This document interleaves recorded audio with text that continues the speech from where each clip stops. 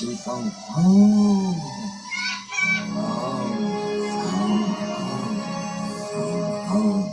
Does this mean they're coming? Yes.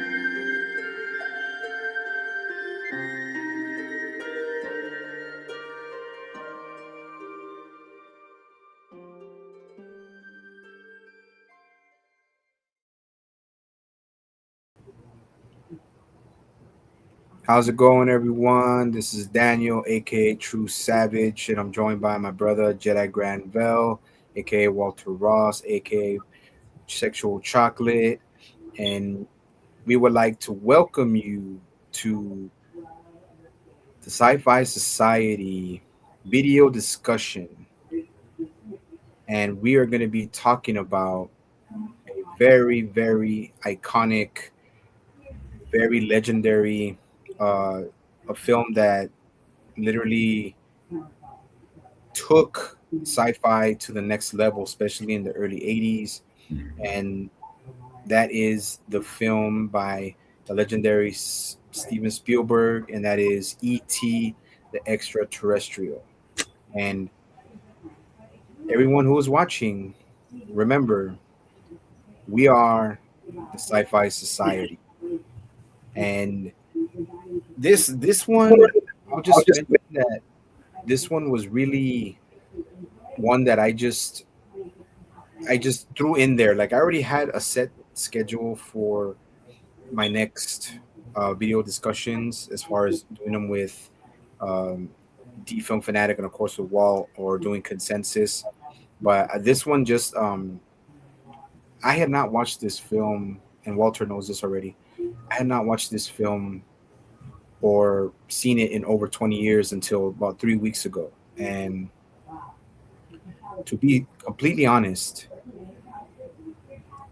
this film literally reawakened something dormant within me. And after watching it, especially after 20 years, like it literally had such an emotional impact and brought back such deep feelings of nostalgia and memories of my childhood and the past, the the gatherings with family and being introduced to this film when I was very very young. And before we get to our first introductions, as I always do in every um, video podcast, especially this one, it's gonna be, this one might be not too long, but we don't want to jump the gun because we always say that we end up going almost 3 hours.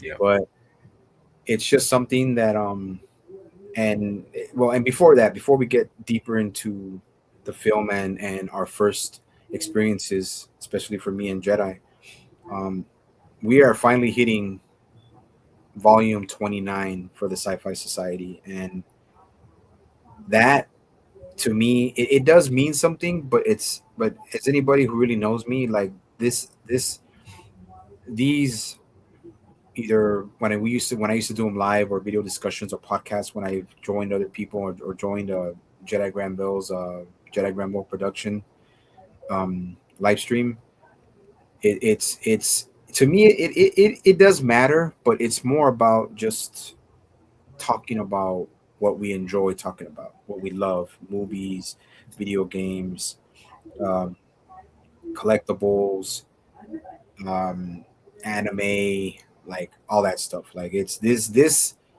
to me, it being volume 29 does matter, but it's not like, oh my god, we made it to freaking 29. Well, holy shit, Yeah. we made it to 29. I mean, and we've been doing it for since early 2021, and we're going 5 years strong already. Come next month. Yeah, yeah, and it's, yeah, it does matter. And I just wanted to mention that to anybody who watches. It's like, I'm a very small channel. We're both very small channels, and we we just do this because we love talking about it. We're not trying to get clicks. We're not trying to get exposure. We're not trying to get any validation, seek any clout, seek any recognition. We do it because it's just something we love doing. We're we as older men who enjoy being more underground and being level to what we enjoy watching. We don't really necessarily have to have exposure. I mean, with whoever watches it, whoever likes it, thank you very much, and we appreciate everyone who shows support for what we do.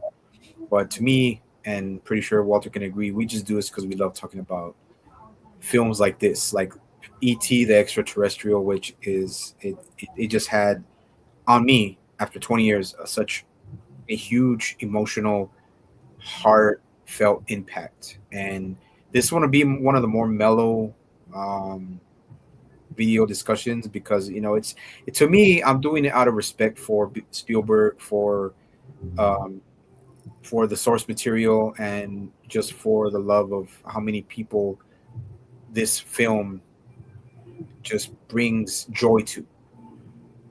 And me, I'm one of those people. I'm man, I swear. And as far now we're gonna get into first takes and me. As a matter of fact, I'll wait later. I'll start with Jedi Granville, then I'll go with me. But Jedi Granville, started out, man. When was your first introduction? We know this was a fucking global phenomenon, bro. Like, Yeah. we all know that was. But and it is, and it's still to this day. It is known as one of the craziest phenomenons of the early '80s. So just let me know, bro. What? Tell me your quick story on how you were introduced to the extraterrestrial ET. Well, this is going way back to the time when we mentioned something about we didn't have internet, we didn't have all these, we just heard word of mouth and everything. I heard ET, of course, through a little bit of some of those TV trailers that they would show on television, maybe late Yeah, at night. and I would see it through broadcast. I mean, not broadcasting, but through magazines. Like I don't know if anyone's ever heard of Omni magazine. They showed this big poster of the advertising of the movie on the back of it, and it was a time, I wish I could have seen this in the theater in its first run back then when it came out. But like anything else, you come from a low income family, you don't get to see a whole lot of the things that were big at that time. I mean, I did get a chance to see the original Star Wars in this first run. I did get to see Empire Strikes Back. I did get to see, certain other films that came out at this time. I saw Raiders of the Lost Ark in the theater, but I didn't get to see this in its first establishment when it came out. And I, like I say, people making heads and tails about this film, and you if and the fun thing is this movie it's such a nosh with people that it didn't get released on video, because this is the thing, this is at a time when home video was coming out, and movies that came out like early 80s, early like in the 70s, whatever, they were starting to show it. But this movie didn't take that right away, because it became such a global phenomenon, as you mentioned. So when they finally released it on video cassette in '88, I said, well, okay, well, I'll get a chance to actually look at it. So I was only 18 when I first officially watched it. And what I didn't realize at the time is how really magical this film really was. I mean, it's still in the '80s when I saw it, but I never really realized 6 years later after its original release how much of a really touching and really magical film this really was. And after recently watching it again, I realized, like, yes, this film it touches a lot of things, not necessarily from an adult point of view, but from that, if you're a child or a grown person who has that inner child mentality, and it touches so much on that. And for me, as a person who's nearing 60 now, you realize that there's so much more to this film now. And my introduction to it back then was just a stepping stone and make me realize, like, yeah, there's something more to it than just a boy and an alien, and you know they become friends. There's something much more to this film than you might realize. So Yeah.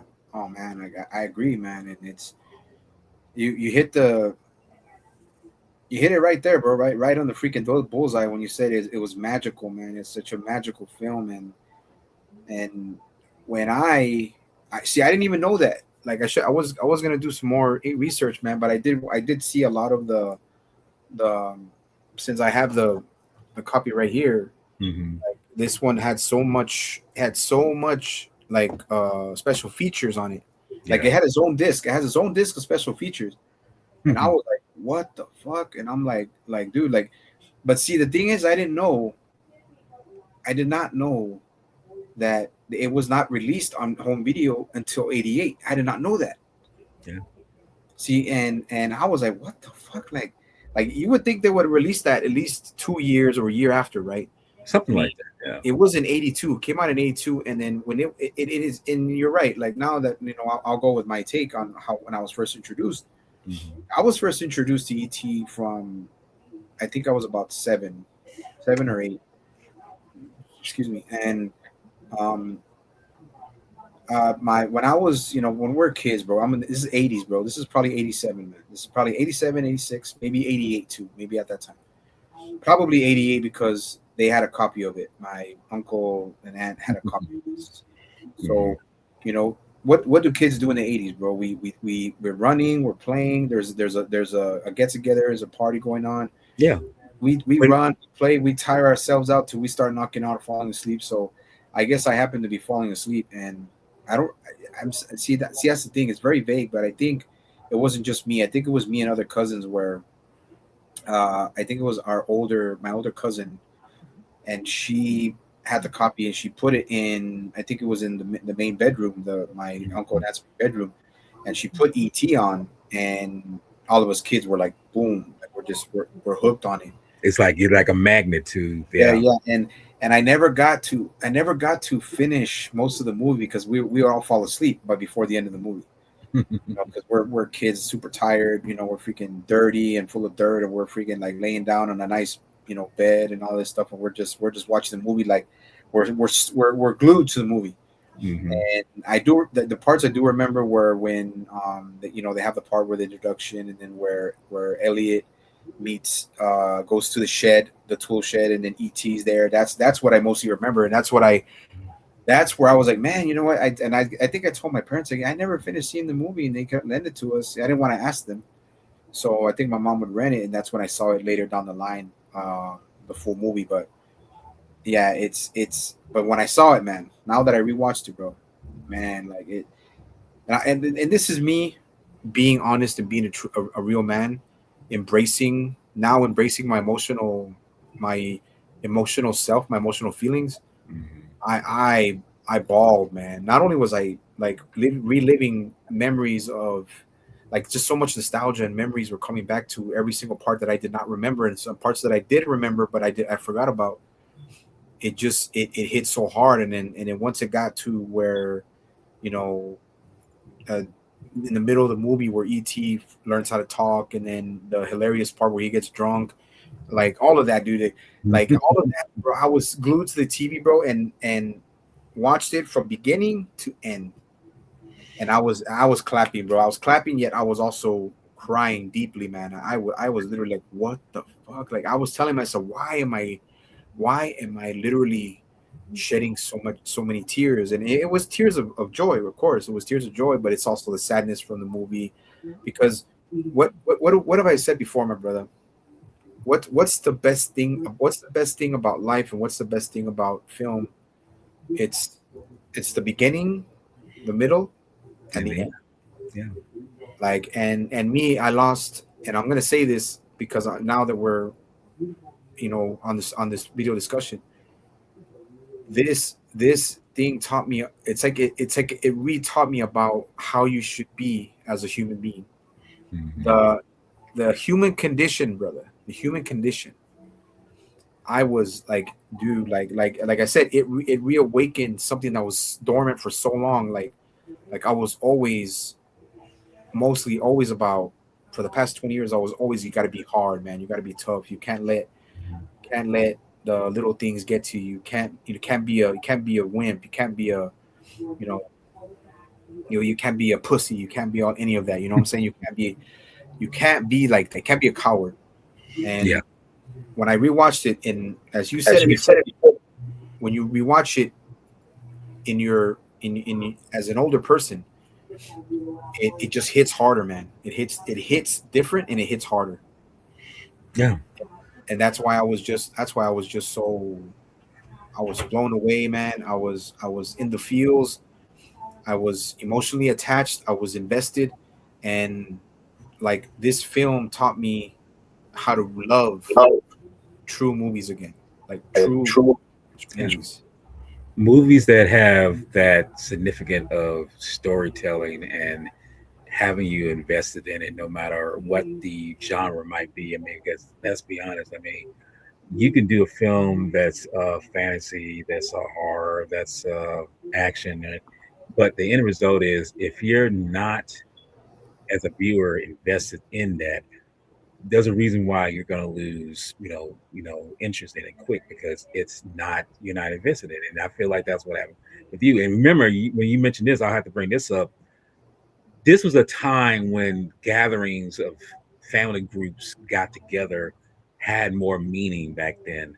But nowadays, it's so. This was so bad. That's what was so sad about the films like this. Not sad in the sense of like this is a good film. It's like it's sad in knowing that these films don't bring big families or just bring individuals together like they should. I mean, this is kind of like literally the last hurrah in terms of the time of the '80s where families uh, congealed together and really come together and say, let's do something and watch something together as a group and make this happen. And ET is one of those films that I feel it's really helps you to, like I say, just gel together, But unfortunately, Absolutely. like I say, that's a sad thing, man. It's what's so sad about it. Thinking about it now, it's like, damn, boy, we live in a time where everything is so, it's so polluted in terms of like, where's the family dynamic? Why is it everything like this? Why is it? And I have to say this. This is the thing I wanted to bring up. I mean, I was going to say it late, but I'm going to go ahead and say it now. This whole film is really an analogy for a child dealing with divorce. Okay, Yeah. because we have mentioned something about, we know that this person, that the mother is a divorcee, and there's something that happens in the film where Elliot mentioned something about the dad. The mother says he doesn't even like Mexico. It's you realize that, to me, it reflects on so many people who had that outcome in life, which me particular, not myself included, who didn't have that strong, or kind of knew their father but wasn't there growing up. Yeah. And a child like him, like me, like, because we were pretty much the same age at the time, you needed some kind of something to kind of distract you, or something to let you realize like life isn't all bad. And I Mhm. know with me personally, I can look back and say that I was that's probably why I had such a wild, why my imagination was on a, like like like triple digit, beyond, quadruple, go beyond, because my imagination was such like, it took on a life of its own, that when I see things like that, it just added on to my creativity and my thought process. And it's one of the reasons why films like this, which I wish I could have seen in the theater, really add that, robustness of knowing that, hey, you don't have the norm, but that only shows how normal you really are, because you want some stability in knowing that the family is there, but at the same time you realize nothing is perfect. And this is an example of where things are not perfect. Et shows you right there that it's not a perfect dynamic. I mean, yes, you have a mother raising his three kids, but there's no strong male involvement there. He's not there. So this movie is, really a strong dynamic of showing how a young boy befriends an alien, and they build this bond together, and it's something that transcends beyond, a friendship. It's like a real, kind of like with me and you. We have a real bond where it's like it goes beyond just friendship. It's a blood brother kind of establishment. Of course. And the thing about it, and the fun thing is, just add this on, this film wasn't originally called E.T. It was actually called, you might know this, it was actually called A Boy's Life, believe it or not. Oh wow. No, I Yeah, no, I didn't. and No, I didn't crazy, know. yeah, and crazy thing about this is that title of that, the name of that title right there, believe it or not, is a little Easter egg in one of the Spielberg productions that's seen in Gremlins on the theater marquee. It says A Oh, Boy's Life, but what you find out is that that's actually the original title for ET. So, but I just wanted to throw that out there. I mean, see, that's what I say. Once I get the rambling, it's like, dude, I can go on, but it's like I oh. don't want No, to. no, no, because that's what I want you to do. I want you to ramble because it's not that I don't love to do research about what we're gonna do, which I do usually, especially before we start, talking about the film. We get into the introduction about how the film, who made the film, who was the director, the actors, the cast, and everything. No, I know, dude. No, like that's the whole point why we do this, man. Because this is the stuff that we want to share, talk about. But if people enjoy what we talk about, then that's a good thing. Yeah, You know what I'm saying? And yeah, dude. I mean, dude, the dynamic, the family dynamic. That's another thing too, man. Because it's memories that were triggered by me watching this after 20 years. So that's what actually, because you again, dude, you put a good point, man. Like family, do we wish that families can stay closer Yeah, we do, but it's I don't I we I still don't know why, and I usually don't. Maybe it's just me. Maybe it's just me. The way I taught myself is just if family doesn't want to be around family, then what can we do? I No, mean, that's like, that's the realization right there. That's the see. That's why I say movies like this are a total escapism into knowing that that's some part of your psyche, and you know that you realize, like I say, you want that. That's why I say I wish I could have had that. Had a father figure with the mom, but I knew seeing that it's like my mom wasn't crazy about my father, and my father was pretty much who he was. We realized, like anything else, like no family dynamic is perfect, even though they may have these typical, nuclear families, the narrative where it's just like the mom, dad, the kids, and the kids, they do it, but I didn't have that. I didn't have that, and it's a blessing knowing that stuff like this helps me as a go-to to say, okay, if you think about it, it kind of kept me sane.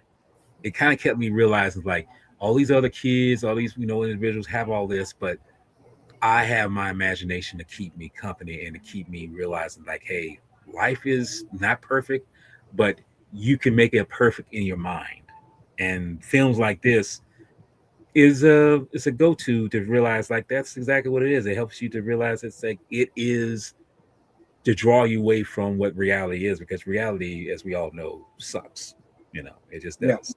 no, But absolutely, and yeah, and I agree, man. Like I told you, like me, and I agree with you 100%, man. Like and it makes me very feel very fortunate, very blessed that I have both my parents, and thank God I had my dad, because who knows where I would have ended up, bro, if I didn't have my dad in my life, completely. I could have been dead, prison, worse. hey, that's the thing. I That's what could. you have to. That's what you have to see. You have to realize, like I say, this film is. It's so many layers. You feel like it's nothing. The dynamic is pretty. It's there. It's in your face. Like I say, it's an alien. He got left behind. He befriends Earthling. He's a little boy. But trust me, there's so many other things. And I know when I saw it, as an 18-year-old, I kind of noticed it, but it didn't really affect me then.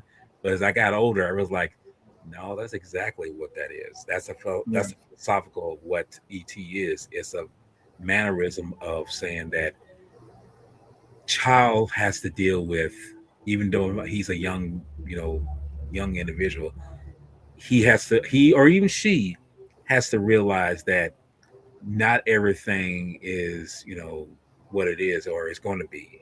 You have to take what is at face value and just realize, like, hey, this can either make you or break you, and you should never let it break you. And yeah. thankfully, it didn't break me. It just made me realize, like, well, I ain't got that dynamic, so hey, move on. So, So yeah, and that's a great point too, man. Because like I said before, we start getting to the film and getting to introductions of of this amazing film, this family friendly, amazing, emotional joyride of a boy's life with an alien. And yeah, bro, and you know what? And I've talked about it a few times before, especially with Godzilla, because we have to bring Godzilla into this, man, because mhm. Godzilla is what really brought a lot of us together. But I'm gonna tell myself this on my own video discussion for the Sci Fi Society, Volume 29, with my boy, with a co founder, big Jedi Granville. Why did I take so fucking long to make a discussion about this? Like this should have been since the beginning when I first started, like at least in 2020. This I should have done this so long ago, man, because it deserved it deserved a quick review and a breakdown. And but I'm glad now, I don't have to beat myself up about it anymore, that we're doing it, because like I said, it had such an emotional impact when I watched it, that it had me in tears, like nearly breaking down in tears, man. And Like for me to be that vulnerable, it's not often Yeah. for me to feel that vulnerable. But then I had to tell myself I'm not vulnerable. It's just it's emotions that needed to come out. It's an awakening that needed to happen to break out of that dormant seal that I had around myself about toughness and machismo and like screw all that, man. Screw all that.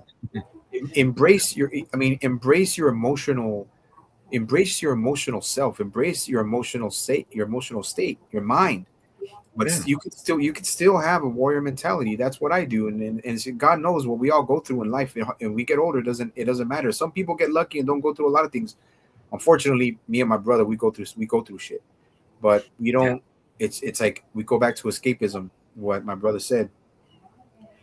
Not only was this movie great escapism, it talked about. I think it would talk about what a lot of boys in that time, in that era, in that time period would go through, and I have to literally tell myself and admit this, that I'm glad I grew up without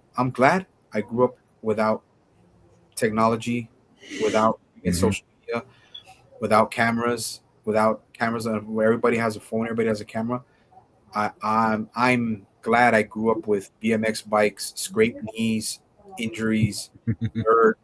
pizza, friends, going to friends' houses and on a bike, and you knew of everybody. You knew when you were walking down a freaking if you're walking down a freaking a neighborhood, right, and you see all the bikes, the people that you know. Okay, Jake is there, Walter's there, Daniel's there, D is there. All you know that person by the bicycle they ride. So, oh, you all know there. So what do you got to do? You got to be there. It's like, okay, Yeah. I got to go there. So that was the beauty of living in the 80s, man, and living without technology, bro. And that's another thing that brought to light what I was feeling when I was watching it. And it's such a beautiful thing to be able to relive that, because you can always go back to this film and relive that. And even though we all have to grow, man, it's just life. We all have to grow. We have to move on. We we lose people, we lose friends, we lose family, um we lose coworkers, we lose people that we keep a bond with. It's life. It happens. That's what life is. We cannot we obviously we cannot live in the past, but we can always go back to something like this and relive those positive, beautiful moments that Elliot had with ET and with Gertie and Michael.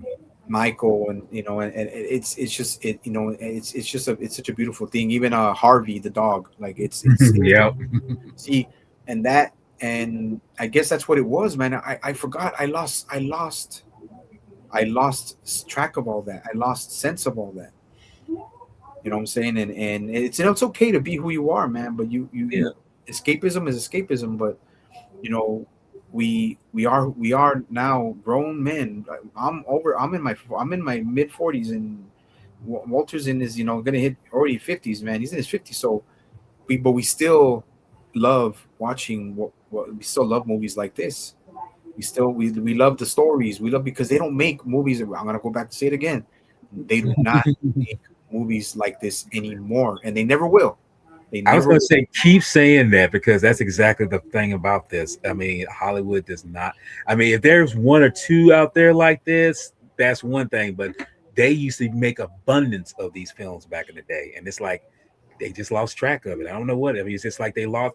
It's like they lost the heart and soul of what it means to tell a story. So yeah. Yeah, and then before we now that before we start getting to the film, before I start the introduction of the film, there were like some kind of knockoffs, like was it Mac and Me, Hmm. Starman, and Kind of like Starman. I know Explorers was definitely one of those. Explorers. Was definitely a knockoff. But I mean, like, but I mean, they have their own charm to them, But this is what started it all, bro. When it came to that kind of thing, Hmm. like and then we have the close. Of course, we have the Close Encounters of Third Time, Close Encounters of the Third Third. Kind. Yeah. Yeah, that's that looks a little more deeper. That's a deeper sense, a deeper, more you know, uh, dramatic film.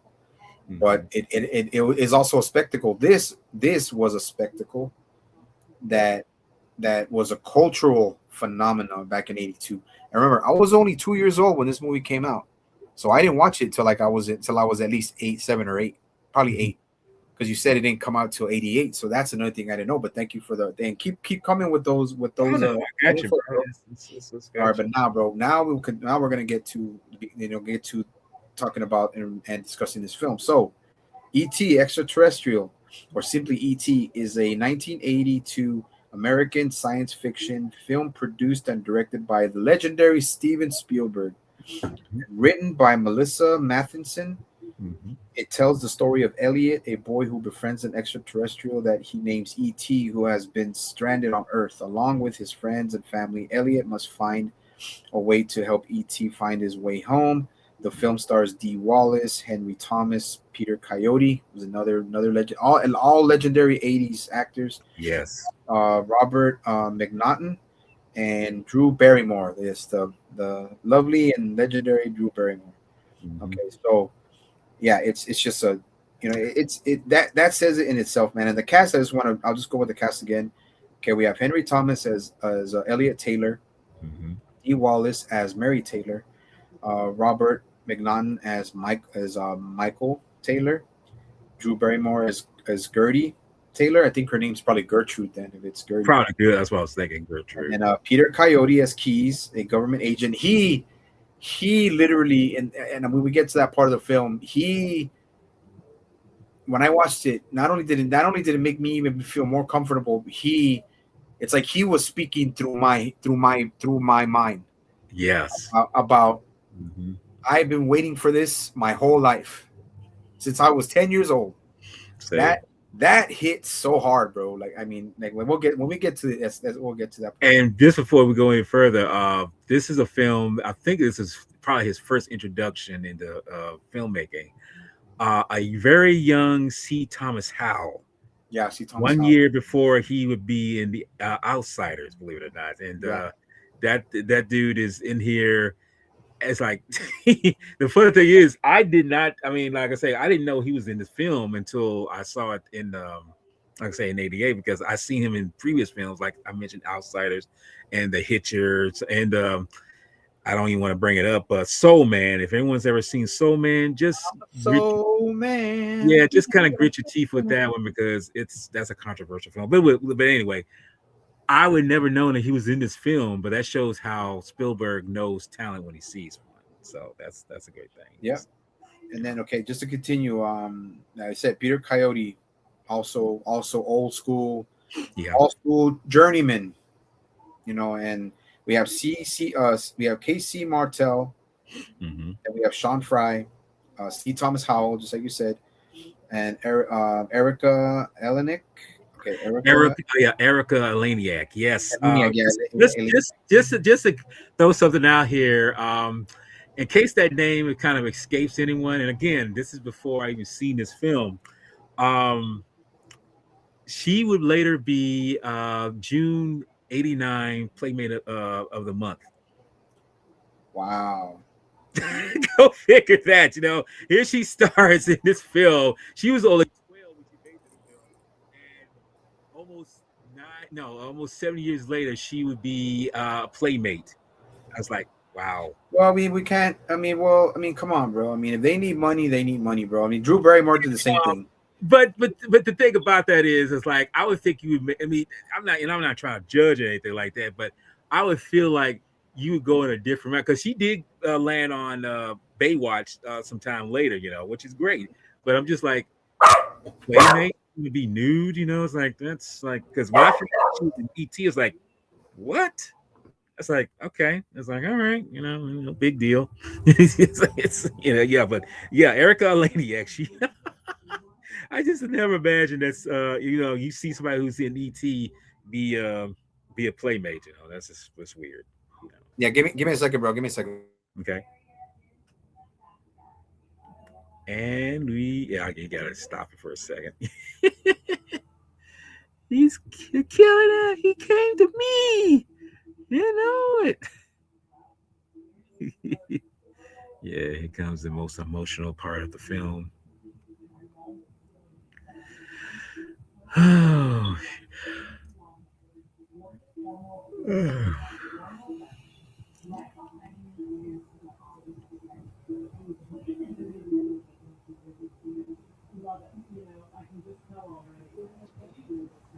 All right, brother, I'm back. Okay. I good.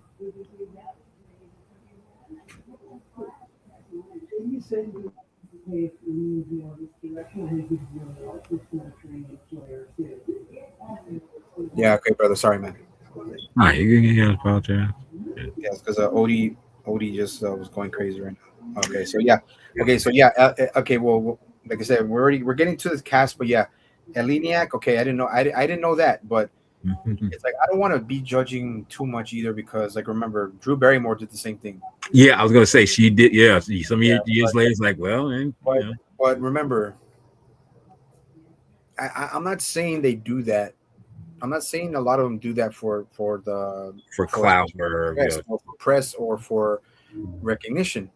But dude, you gotta, at that time, I'm just gonna say this, bro. I'm not trying to say it's a super good thing, but you know, Playboy is still one of those more like they still had a little decent, wholesome kind of, yeah, kind of well have. not wholesome, but they still I had that's I was gonna say that's probably a bad yeah, word to use. they still had Wholesome, yeah some they still had taste, yes they still had class, a little bit of class, the class. That's but it's still it's still a freaking dirty magazine no matter because what I you mean, you say because I'm saying wholesome, and like it's like, oh, you yeah not just wholesome bro it's like, dude, I mean, but yeah, you can say it's wholesome compared to some other no porno, yeah but it's yeah like, it's that's yeah we can say compare it to other ones but no like we won't mention those because I'm like I said I'm that's what I respecting was gonna say. We're gonna, yeah, the we'll film but it still brought back then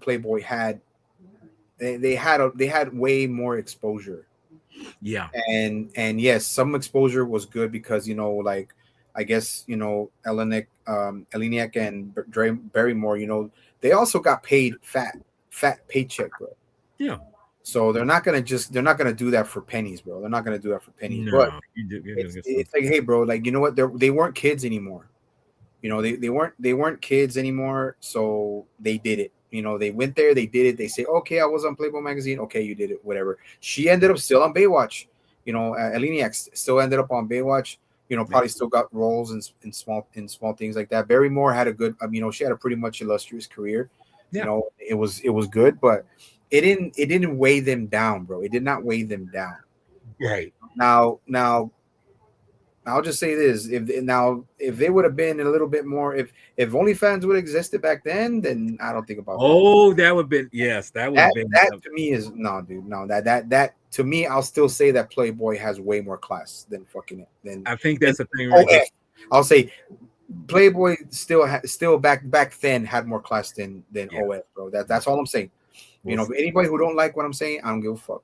Sorry. Okay, I got to tone it down. I got to tone it down. yeah. Like I said, gotta keep it. Try to keep it classy on this one, man. Try But to keep it more kind of for friendly. I mean, family friendly in yeah, terms just of yeah, what y'all classy, would talk. man. I Yeah, apologize for that. I apologize. But yeah. anyways, yeah, man. Sorry about that. Sorry about that. But I anyway, I would have been I don't saying. care what you say. I don't care what you think. There you go. I'll just say that. Good. But anyways, man. So and I wanted to give credit to also um the late Pat Welsh, who was the voice of ET. Yeah, And yeah, man, it's such a great it's such a great film, man. And I wanted to give a little bit of give a little bit of credit to her. She was already an elderly woman when she was the voice of ET. So God rest her soul. Everybody who's still around on this, and then we have the legendary Steven Spielberg who you know who pretty much brought this. directed the film bare bones this film, man. This film wasn't super Yeah, super well, yeah, it wasn't a super big expensive, yeah, budgeted film because but I kind of when I was kind of looking at the roster. Yeah, I mean, some of the people that he usually works with were not working with him on this film. It was actually some unknowns working in tandem with him. But I feel that with Spielberg, he knows who is best to suit it in order to bring these talents together, you know. And I feel like, thankfully, it did pay off in the end. It worked in his favor because he is a very visual director. He knows how to use light. He knows how to use shadow. He knows how to. He's like one of those other directors who actually build a rep in order to make what you see visually on the screen tell the story.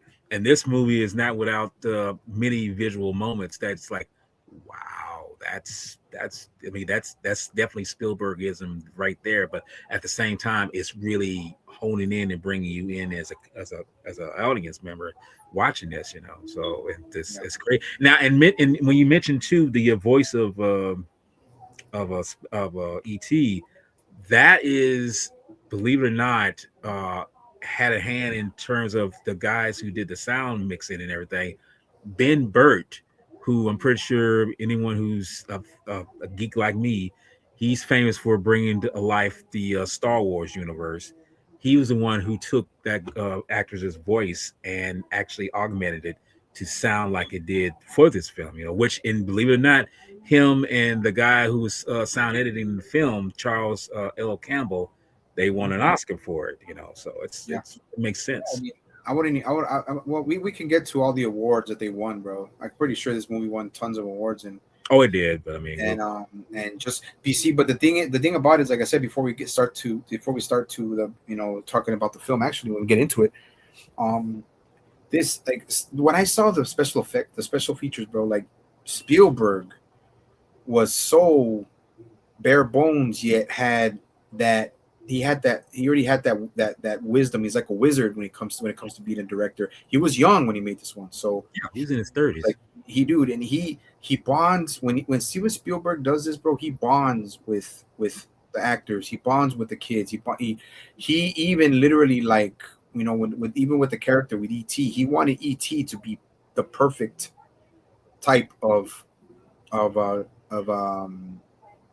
design Design, that yes. went through people. And remember, this is when, and I'm going to talk about this. This was when directors had confidence in the people they worked with, the people that did that had to build the sets, people that had to design the characters, people that had to design ships for the movie, or had to make certain wardrobe or cinematography. This was when they had mutual respect for each other, Yes. and not having to pay. Of course they got paid. Of course Steven Spielberg, okay, you're gonna get it.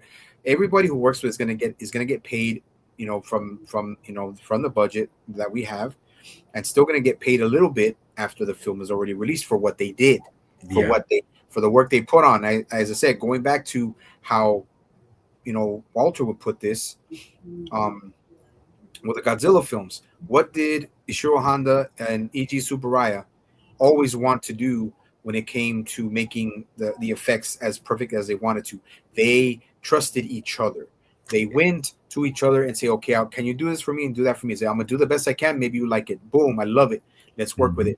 it." There was mutual respect. Now it's with Spielberg and with everyone else. And then I think even Kathleen Kennedy was on did a part in this film too. Yeah, she was one of the producers for this film. Yes. Yes, you see what I mean, bro. Now we're getting deep into this shit. So it's like, see, this was. I mean, I know Kathleen Kennedy's the one that still she's like runs the Star Wars thing still, right? For now, because there's Yeah. Well, remember, it she was thrust. Was she thrust into that, or was she chosen for that? kind of bit of both a little Okay. bit. Well, I'm not gonna give her too much shit about that. I No, mean, I was there's, gonna say don't. yeah, Yeah. yeah. So, but you know, what I did like about this, especially watching those special features to me, bro. I had not watched special features in a while, so when I did, I was like, wow, they're working as a team. Wardrobe, design, animatronics, Hmm. industrial light and magic. We'll get to that too. We'll Industrial get light to and that. magic. Yeah. And that's what that industrial light and magic made ET magical, along with wardrobe, actors, Steven Spielberg's direction. That it worked. It was a well-oiled machine, but from when you're looking at it, it doesn't look that way. Well, when you look no, at it. and But it that's doesn't. your point of view because it's not that's not how you're supposed to do it as because you got to remember stuff like that, the special features, what you see behind the scenes. You're not average person. When I say I ain't gonna say we're average, but we're beyond average. We're above average. Average people are not supposed to know about this stuff.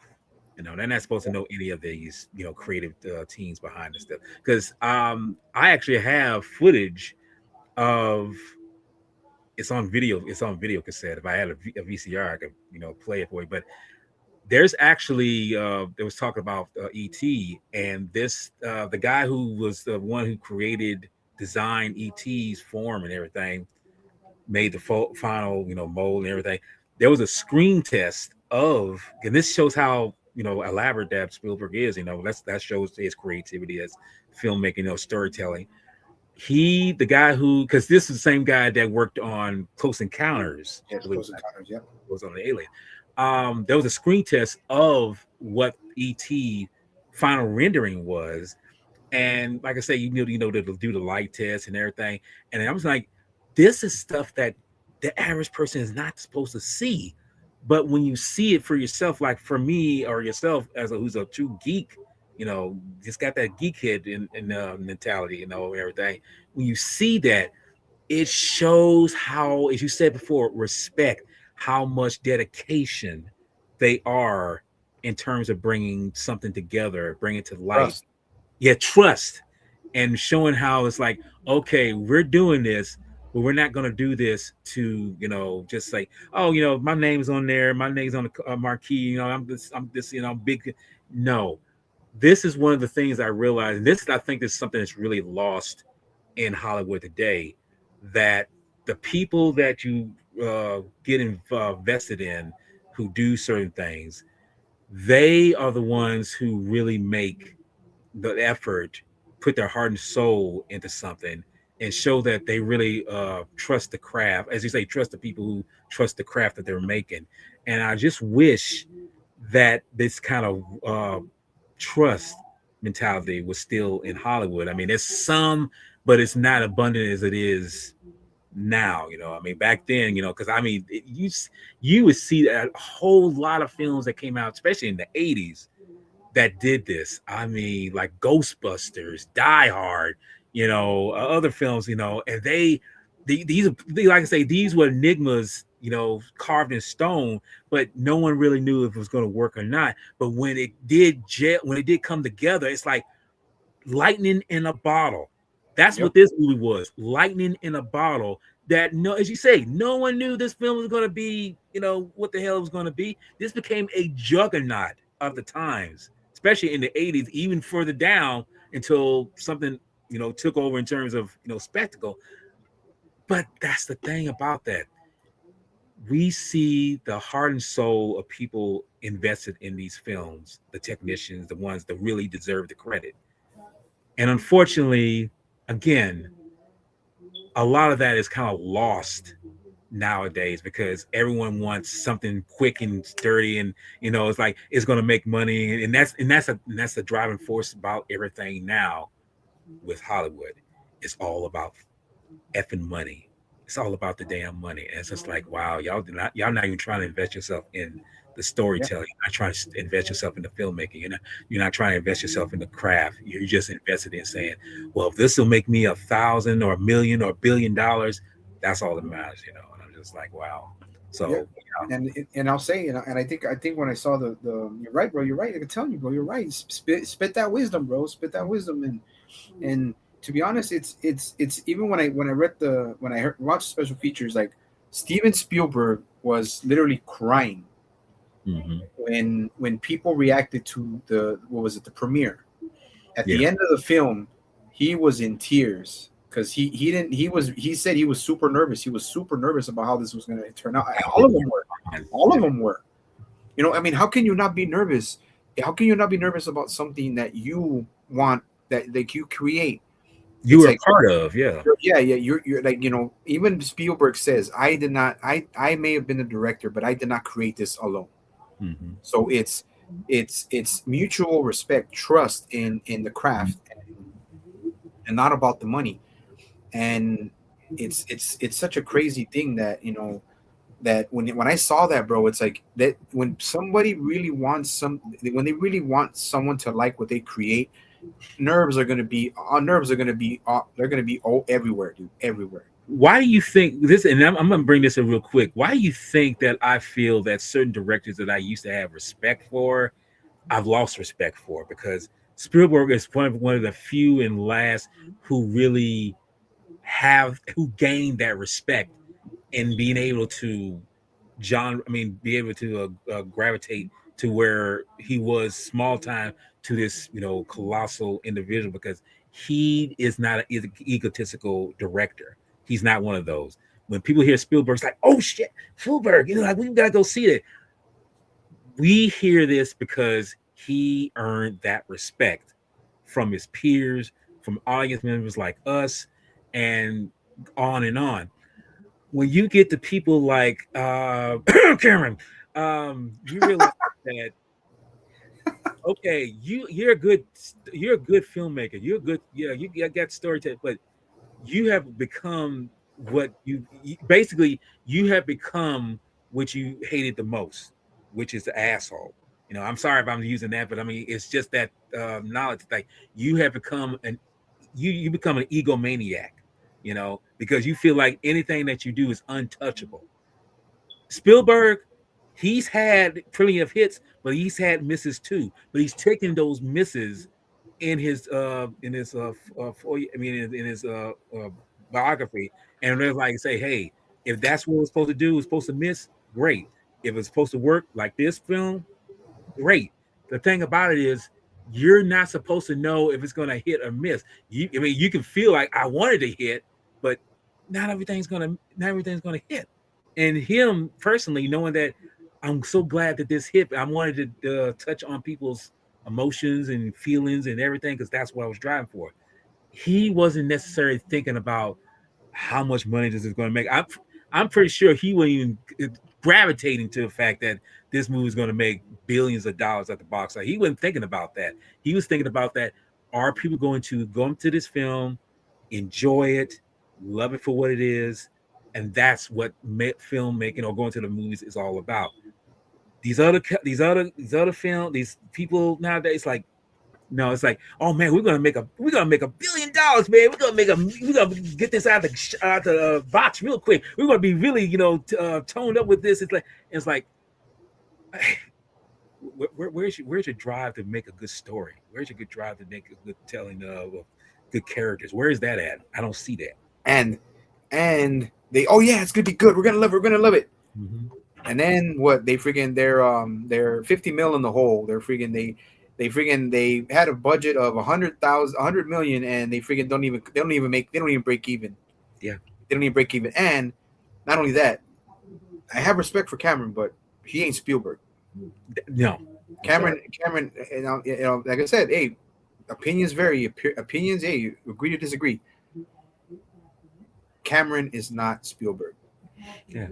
I mean, there's a lot of respective directors that are the best at what they do, but Spielberg is one of the best. And and see, he's humble. He's appreciative. He doesn't care if something he doesn't make doesn't. I mean, of course, you're gonna be a little disappointed, but you're like, okay, you move on. It didn't work, you move on. This one didn't work, you move on. So it's like, you see, but that's why Spielberg was very, very careful about the movies he would make. And he didn't continue too much into a lot of, even in his older years, he didn't continue into. He's like, man, you know what? I can go out there and make it. What was the latest film he made? What was it?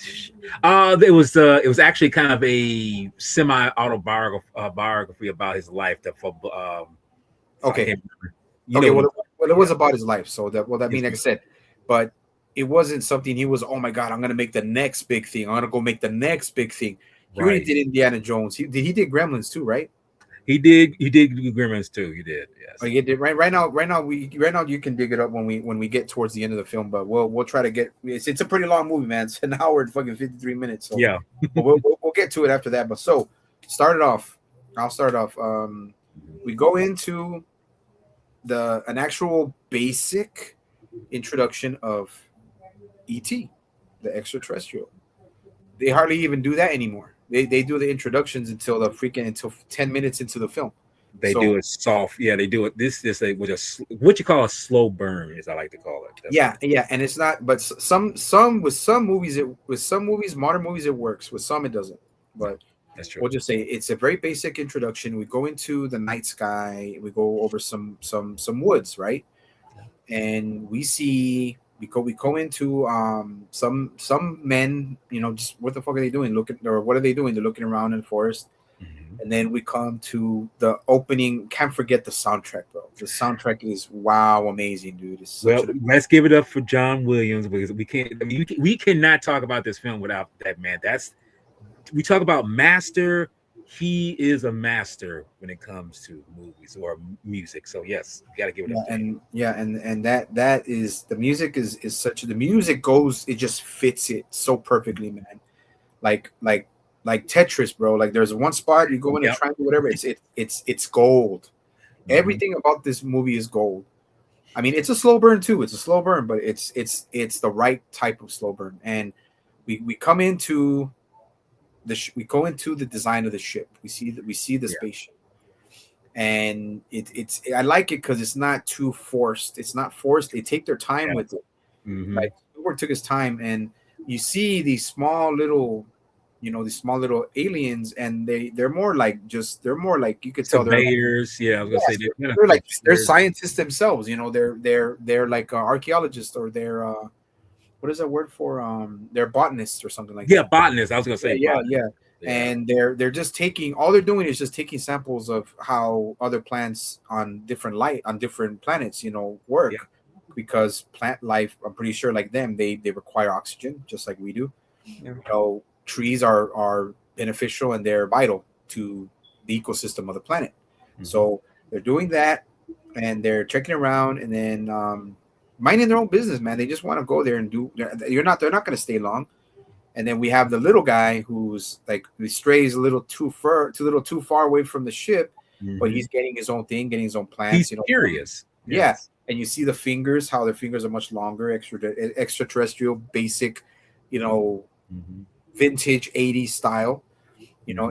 And that's another thing about this film that brings so much life to it. It's like it's the period, it's the '80s. So Yeah. everything, like you said, everything was had to be made, had to be constructed, had Yes. to be practical, Practical, tangible. Yes. practical Hmm. Hollywood.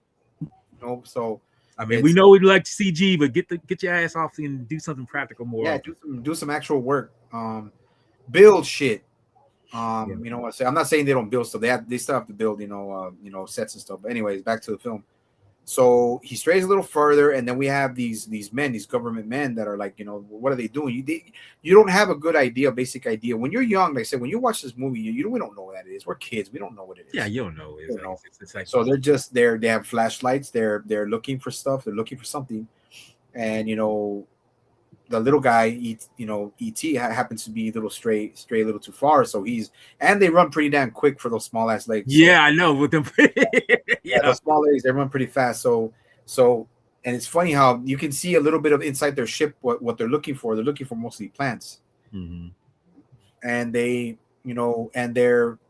think they can sense that humans are coming. So all of them, it's crazy how they communicate. Their chests start to glow, Yeah. and they start to okay.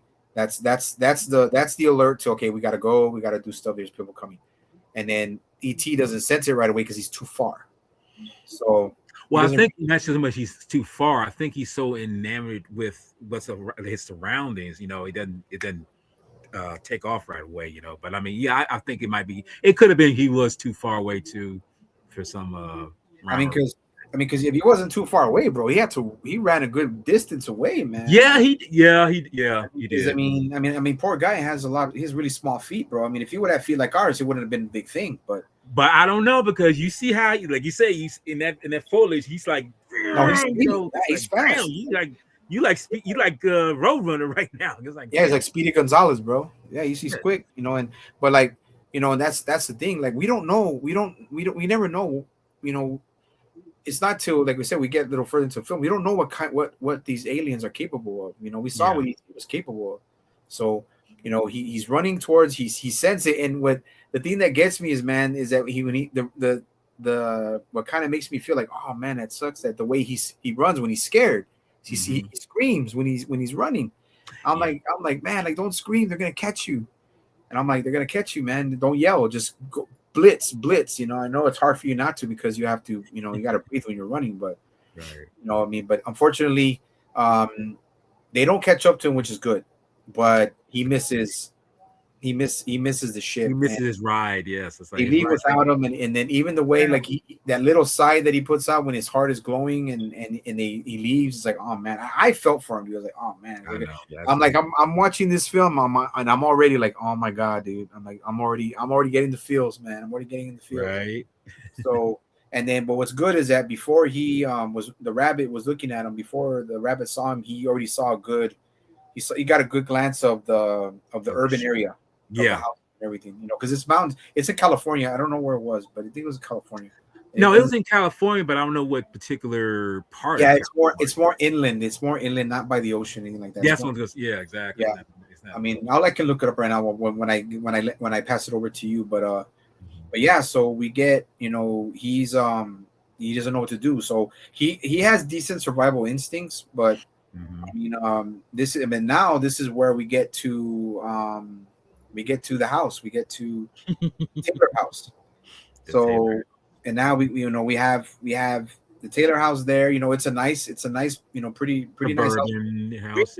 Really high driveway, man. Like I I'm like, know, right? But it's California, so I think that's the reason yeah. why. It's very. There's a lot of hills and everything. So, and it's crazy because and then you go there and it's funny how I forgot to think, like, how the hell did a house like that have a cornfield in the back? I was like, how did that I was happen? gonna say that's a good point. What? It was. I wasn't a super big one, but it was. I mean, they probably grow their own corn or whatever like that. But it was like a cornfield. So we go there and then we get, you know, introduced to some of the kids, Michael, and then you know, His Thomas and friends Powell, his and friends, talking about. I think they're doing D&D, and they're like, you know, putting in money for D&D. I didn't know you put money in for D&D. I was like, okay. And then this Michael's there, and then little Elliot's there wanting to play, and then you yeah, because know, I like how he says. I like he say, okay, I'm ready to play now, guys. I'm ready to play. It's like if you watch this scene, it's coming off so naturally. You know, I mean, I know it's scripted, but that's the brilliance of Spielberg, knowing that he gets people, whether they're young or old, to really speak in a tonally realistic way, you know. And I feel like this moment, especially when Henry Thomas starts speaking, it's like he says his lines like what a kid's supposed to say. You know, it's like, I'm ready to play now, you know, like that. yeah, Not the way they have it today, but you know, but yeah. And let me see, but remember, dude, back then in the 80s, you had to speak up. Like you had to, if you wanted, you couldn't just be in. They don't put you in line, and they don't give you an app where you have to get in line and you have to wait, or I have to wait, play this game. Like it was raw 80s. Like what? Yeah, it was Yeah, definitely what do we have to do? What do we have to do back then? Like we had to wait in line for some. We had to wait in line for stuff. Like we didn't have, you know. Like I said, they didn't tell us to get, you know, to, oh look, you just go to this app, we'll put in line, and then we'll send you a message when it's your turn. Like, yeah. no, dude, like you have to literally, like, even when we're kids, like we go, oh, Daniel's turn. Hey, I'm here, I'm here, whatever. That's Yeah, exactly. you like, you know, but when you wanted to do something, even like when I was, you know, when I would have, you know, when I would go to the get-togethers and stuff, you want to do so, oh, it's my turn, my turn. Mm-hmm. You gotta, you know, but I like that. Like that's what, you know, every day. I guess back then in the 80s, that's what kids would do. And then you have C. Thomas Howell, then you have D. Wallace, the lovely D. Wallace, you know, and I guess it was C. Thomas Howell trying to get his finger somewhere, and then freaking Mike's like, Yeah. like, Mike's Stop like, it. yeah, like, oh, like, dude, see, like, I understand, but like, it's funny, it's all in good fun, bro. But trust me, Yeah, man, that's what it is. if say if I had a friends over and my sister caught one of my friends doing that, she smacked the hell out of him. But Oh, she was like, she had knocked you out. Yeah. yeah, but it's different. No, but it is funny. But remember that those were the 80s, man. Those were the times. Right. Everybody's a little big. Everybody's a wimp now. Everybody's so sensitive now. Yeah, they're very PC. Yeah, At the but same time. he wasn't doing it. He's not trying to be, disrespectful, man. Just play Mhm. around. You know what I'm saying? I mean, we've all had friends like that, and we just check them. But Yeah, but yeah, but okay, and then they tell, okay, I'll put you in, and that's all they'll tell Ellie, okay, I'll put you in, but now you gotta go get this pizza, and then they have the cord phone, long cord phone that what did everybody have to do when you're on the phone? I'm on the phone with someone. My you gotta mom's like, wait. he's like, lower that damn cord. So my mom walk over, right? So it's like it's just, dude, Oh yeah, it's a well. nostalgia, like forever, dude. And I then was we have, about to ask you, was it a dial phone? But it was a push. It was a push button. So I was like, yeah, yeah, it was the push dial. yeah, Or it was a push dial button that, like that, because I don't think because I or it don't know might if you go or it ahead. might have had one. It might have had the dial on the actual phone. It might have had the numbers on it. I don't know. But I was gonna say, I mean, I know that I mean, I don't even know if you've ever seen a rotary phone before. I mean, because I Oh have. yeah, oh I yeah, grew up, dude. yeah. Yeah, So I dude. figured if you've seen it, then you know what I'm talking about. I was born in '80, bro. I grew up in the '80s. I wasn't an '80s teenager, but I was an '80s. I was a great. I was an '80s grade school kid. Right. And I should say, anyone who's watching this, I'm pretty sure if you are one of the many Gen Zers right now or younger than that, you probably don't know what the hell we're talking about. But look it up, rotary phone, and you'll disguise it's like, damn, these guys are old. It's like, well, yeah, that was what we grew up with. So come on now. I mean, yeah, even in into the 1990s, bro. 1991, my grandmother had a rotary phone. See? She had a rotary phone, and I had the digital. Well, I had more of the push button, the digital, not Yeah. digital. It was a push button phone. Some had the numbers on the actual, on the base of the phone, and then not the not Yeah. not the actual thing, but most of them had the numbers on the actual, on the phone where you have to talk into. Right. So I do, like I said, all of it. And then the just the background, the kitchen style, like all of that's, it's all great stuff. And now we get to a part where they tell Elliot to go, oh, you want to play now, you gotta go pick up this pizza we ordered. And I was like, And all right. remember, and this is one small detail. I don't know if you noticed that they give him that card, pretty much to flag down the. That's something that most don't. That's one thing about the especially the 80s, even early 90s. They don't do too much of. I'm talking about in terms of realism. It's that we didn't have, like I say, they didn't have GPS. These drivers didn't have GPS to tell them that you had to actually say, flag them down, say, hey, here we are. He had a sign that shows like this is the address you're coming to, and this is where you're going to. So that was like I say, he had that because he was going to be the one because they gave him the money, to give it to the Like them guy, down. Yeah. flag him down. So it's like that's dude. I was like that to me, I'm pretty sure with you, it's like that was the norm. That was Mhm. such a norm. I mean, when I'm looking at that, it's like, damn, dude, I missed those days. I kind of missed when, you didn't have to have all these so-called technological stuff that easily gets because nowadays you can easily order a pizza and it gets delivered to you, and all you got to do is like, you can tip the person at the door, but you can pay them online. It's like you have to do it up front. That's Yeah.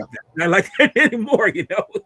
No, no, and another thing too that you bring up is the fact where they use those tiny cars as the delivery drivers, those tiny cars. Yeah, And yeah. I was like, I mean, I forgot, I should have checked, man, but it's like, I wonder what kind of car that was. It was a small little hatchback. It was Yeah, it small was little. a hatchback. It was. I know it wasn't a Beetle. It wasn't a Beetle for Yeah, sure. it was a coupe. It was a small coupe with a hatchback, but It was But small. I Yes. remember, I remember, I remember those cars back in the day when my mom and dad used to order Domino's, Hmm. and we used to order Domino's back then because Domino's was one of the few that ordered. A lot of them didn't order back. A lot of them didn't deliver back then. Yeah. I So think Pizza uh, Hut didn't. Yeah, I don't think it it was did. kind of the same thing. Like, I think my dad would just have to go out and flag them, but this was like going towards 90, and Mhm. I think 89, 90, and then some had to be flagged down still back then. Yeah. But I think you had to be local. I mean, I mean, I'm pretty sure Yeah. there were. there were local pizza places that did deliver because they want that extra. You want extra income. Well, not just that, but they still it would if it's closer, it wouldn't be so. It would be they would have it in something to keep it warm, but you definitely want to be close so the pizza will still be hot. But no, it would have to be close by. If it was like 20 miles away, it's like no, that's too damn far away. You know. Yeah, exactly. Yeah, so that's what I'm saying. Like, I'm pretty sure the pizza places back then had to be very close by, so Yeah. that way they know they can get there, and they would tell them, hey, I think it was back then. I think back then it was later, bro. I think back then it was later. It was they gave you they took longer because they wanted to make sure to find the place, the right house. So they would be like sometimes it would say 45 to an hour. Well, remember too when my homeboy was on the phone. Remember, you see, he was. I think he was on hold for a good minute. Yeah, So you realize that other people were ordering too, yeah, but at the same time, you realize like that's how it was back then. Like I say, with technology today, it's pretty much Mickey quick.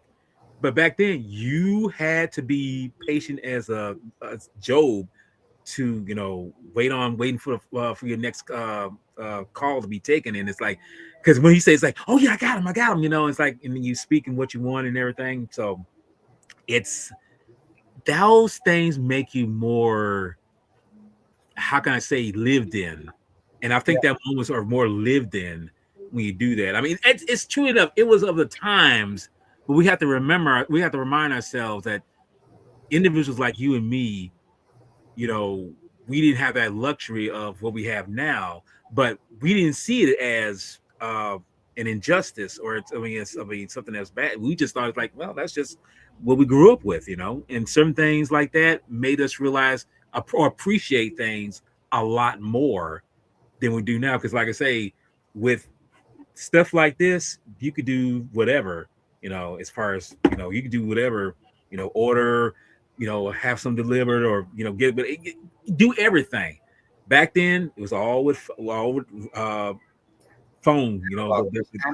It was old school analog, man. That analog. was Yes, that's what what it it is. was. It was basic. It was basic, and Basic. it was basic, and that was it. Like, it was we don't like DoorDash. I don't even use DoorDash, bro. I Oh, don't use. I don't. If I'm gonna go pick up something, if I want to go get a pizza that doesn't deliver, I'm gonna go pick it up. Luckily it's close by. But It's if called get your ass up and go get your damn self. yeah, Come on, yeah. I look. mean, I understand if people who are like people who can't do anything, or people who Yeah, can't. that's different. That's different. But I'm saying, like, I don't use DoorDash. If I'm gonna go pick something up, I'm gonna go pick something up. If I want to go eat somewhere, I'm gonna go eat. Like, I'm not gonna do that shit. Like, this is where I'm Gen X, bro. Like, I'm Gen X, and we as people, like, if we want to get shit, if we want to go get shit, we're gonna get it. We're gonna pick it up. That's I it. ain't gonna use DoorDash, to get some other shit. I mean, maybe if maybe when I'm fucking, if I do make it to 60 and I can't do shit, then yeah, maybe I'll use it. Yeah, I But mean, it'd be the same way with me. Shit. but yeah, like we'll get to that. But Yeah, anyway, bro, very very nostalgic. Oh, then you got the pizza. I mean, man, but I'm thinking, man, if you're gonna order one pizza, I would get two. If there's that many people, I would get like two pizzas. well, that's But the thing I was thinking. You know what? Now you say that, I was thinking like, why didn't you get two? Why didn't you get two or even three if it's possible? But and they're teenagers. These guys are teenagers. I mean, compared to Elliot, they're teenagers. You think they would, but I guess they can scoff down one piece. I guess that's more than enough. I guess. I yeah, don't but okay, but yeah, but then we go. Okay, we go there, and then we go. He's going back up to that long freaking, know. freaking, long freaking driveway, walking up. I mean, I'll be able to get in shape real good using that as a And, freak. and I have to say this. This is the this is the thing I have to point out real quick before we go any further. Okay, you're a kid. That doesn't seem like a big of a stretch. When you're a kid. From a 50-something-year-old point of view, that's like, fuck, that's like climbing up the damn pyramids of Giza here. I'm like, I can't do that. That's what it's, dude. Whatever I thought about as a kid back then, it's total 180 now. Because I'm looking at that. I'm like, dude, I can't walk up them damn. I can't walk up this. So this is going to kill me. For Walter, it's like for Walter, another great '80s film, Conan the Barbarian, The Wheel of Pain. Oh God! But that's not the Wheel of Pain. That's the Hill of Pain. Yes. Especially for Walter. I would be like, oh wow, like, hey Walt, I'll see you up. He's like, Like just like remember when we went to San Diego. Oh wow, we got more stairs. Wow, we Yeah, got more right. stairs. You're like motherfucker. Bro. I was, dude. Oh, I'm, sorry. I'm not exaggerating. I'm just like, oh shit, I gotta go up these Yeah, I stairs. shouldn't have said. I shouldn't have said that. But sorry. I mean, we're trying to keep the curse words to a minimum. Yeah, right. It's hard. It's hard because we can't. But it's just funny, man. Et, we love you, bro. We love the Yeah, film. But but no, but you get, yeah, yeah, but like yeah, we go back up. We go back up, and he starts hearing stuff, and he thinks it's Harvey the dog, right? he's Harvard Ball, yes. So he goes back. Which is a good throwaway, which I feel is good knowing that movies like this, when they have a dog or a cat, it's like it's signals like say, okay, maybe that's who it is, but it's not. It's something else. Yeah. Yeah, because that was what people thought back then. Every day, it's like it was like, oh, we think it's a dog, or we think it's this, because a lot of people back then even left things out, like they left their garages open, they left their stuff there, Yes. left all that, like that because that was when people could trust each other to an extent. Oh my God! You know what? Now you hit something with me when he said that, because that's the thing I realized thinking back. We kept, I swear, man, we kept our doors unlocked for the longest time. I'm talking about the longest time, up until maybe the early '90s. Up until the early '90s. But after that, it's like, nope, we're gonna lock this. We're gonna lock this baby down. We're not, because we used to do this. We mean my mom, bless her heart, she knew how the world was, but we get good, even really good example. Late '70s, we would literally have the door open, the front door open, and with the screen door right there. We would literally have the screen door open, and I know this for a fact. Me and my mom was actually asleep at the front door, and it was summertime. It's kind of cool. We sleep there, and wouldn't think nothing twice about it. Yeah, try that today. You somebody see an open door. It's like, oh wow, I think I could just walk in here. It's like, yeah, you go get yourself blown away. But yeah, I just want to throw that out there. Yeah, you can't even, dude. You can't even. They even stealing your freaking they even stealing your freaking mail, man. Like Mhm. like that. Like those, what do you call it? The porch porch Bush fire. pirates. Yes. Yeah, man. But but it's a good point though. But yeah, man. But like we go. Okay, now we go to, before I pass it to you, we're gonna go with he hears something. He thinks it's Harvey. Goes to the backyard. Mhm. Nice backyard. I was just tripping out, man. There's corn. There's corn crops in the back. It's like I say, what I Yeah, yeah. and he goes into the shed. The shed light is on, and he's like, "Whoa, whoa, what the hell is that? What is that?" And Mhm. then he throws a ball, and then the ball gets thrown back. Freaks Mhm. out, drops the pizza. Freaking goes back and says, "Dude, take the pizza." I'm like, "Take the pizza." Like I would have been like if I was when I was a little kid, I think I remember I said, "Why did you drop the pizza?" I would have ate that before you even got in. Dude, Mhm. if anybody would have left me with a pizza by myself like Yeah. that, bro, by the time I bring it in, it's gone. It's like it's done. Yeah. It's- But yeah, but he freaks out, goes inside, tells his mom, tells Lee Wallace, no, mom, there's a goblin, it's a goblin or something in the tool shed, and all the guys are like, oh, okay, there's something. Come on, go check. I'll go check. And then I will go check. And then they all get knives and all this stuff. Like, come on, Yeah. bro. Knives. And they go in, they go out there and they're like, what is it? It's nothing. And then they see ET's footprints, right? Right. And then Mike was like, oh shit, coyotes. Like, yeah, Yeah. coyotes you got to worry about, especially if you have small pets, man. Yeah. But yeah, coyotes back, mom. Okay, everybody's it. Party's over. Everybody back inside. Mhm. And then they get the pizza there. Oh, really nice job, Elliot. Well, I didn't know. I got scared. Boom, dropped it. I would still eat it, That's but also, it's like, yeah, it's got stepped on, but it's like, dude, it's still edible. I mean, as long as no dirt is on it, like you still. yeah. And then we go back inside, and then you know, he goes back inside, and then I think we go to a scene where this thing crazy about Harvey, man. Harvey has it made, bro. Harvey has his own picture, and he has his own bed. Yeah. Like Harvey, he sleeps right under Elliot in the room. Yeah. So that's really cool, man. Like, I got to do that for Odie. Maybe I That's a should new, get, that's a nice touch. Yeah. yeah, So, maybe I should get it. Well, Odie already has his bed, but mhm. yeah. So I'll pass it to you. Now I'll pass it to you from there. We go Okay. to the scene where Harvey's in his, they show his picture, and then He's right there. I think that's later in the night, right? Where Well, it's later in the night, but this is where it's Elliot's curiosity is really, really thriving because he's like, "What is this?" So he goes back outside and goes into yeah, goes into the cornfield. Let's just say this is a cornfield, and I'm really don't know if they're growing it or someone else is growing it, but then it could be that she's growing it. Whatever. Anyway, he goes to the cornfield. He's looking, and he gets spooked by the face of ET. And ET pretty much is like, "Ah!" yeah, yeah, And I love this moment here that this is a beautiful editing process here where Spielberg uses different takes of Henry Thomas's expression. Is it showing that it's like this is what happened with ET just wrapping around him so fast because it's like ET's a fast little bugger, because yeah. he see him, we see Elliot's expressions looking at the camera. He's looking at the camera as if that's the point of view of ET, and it's like he's switching this, he's switching that, and this it shows how fast ET really is with his knobby feet or whatever. He's like Mhm. pretty quick. So Elliot had discovered that he's not imagining these things. He knows that something's real, something's going up.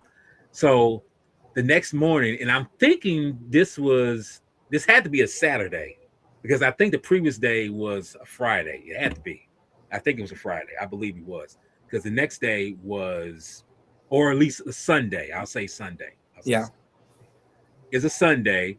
He goes out into the forest, and I have to bring up this little anecdote. Reese's Pieces. Yeah. Okay. Love him. But here's the thing that you may not know. And if you did know, I'm going to say it to the audience here. M&M's were first approached for the product placement here. I mean, it's part of the story, but Reese's Pieces was, he uses these things to kind of lure or try to find this particular whatever is out there. Yeah. But the thing about this is the producers went to M&M's for the Canaan property because they wanted that property to be used in order to find ET.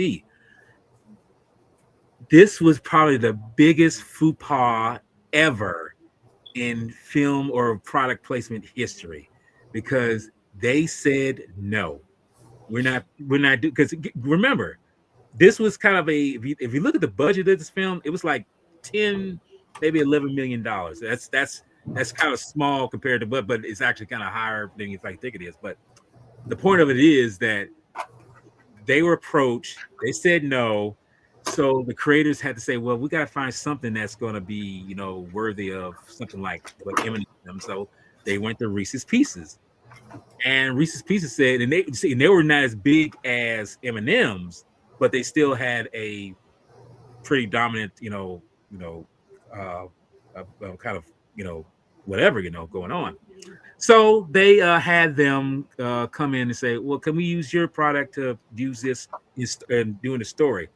And they say, yeah, might as well. I mean, it's a basic candy, it's a peanut butter kind of outlet, it's kind of like what our Reese's Buttercups are.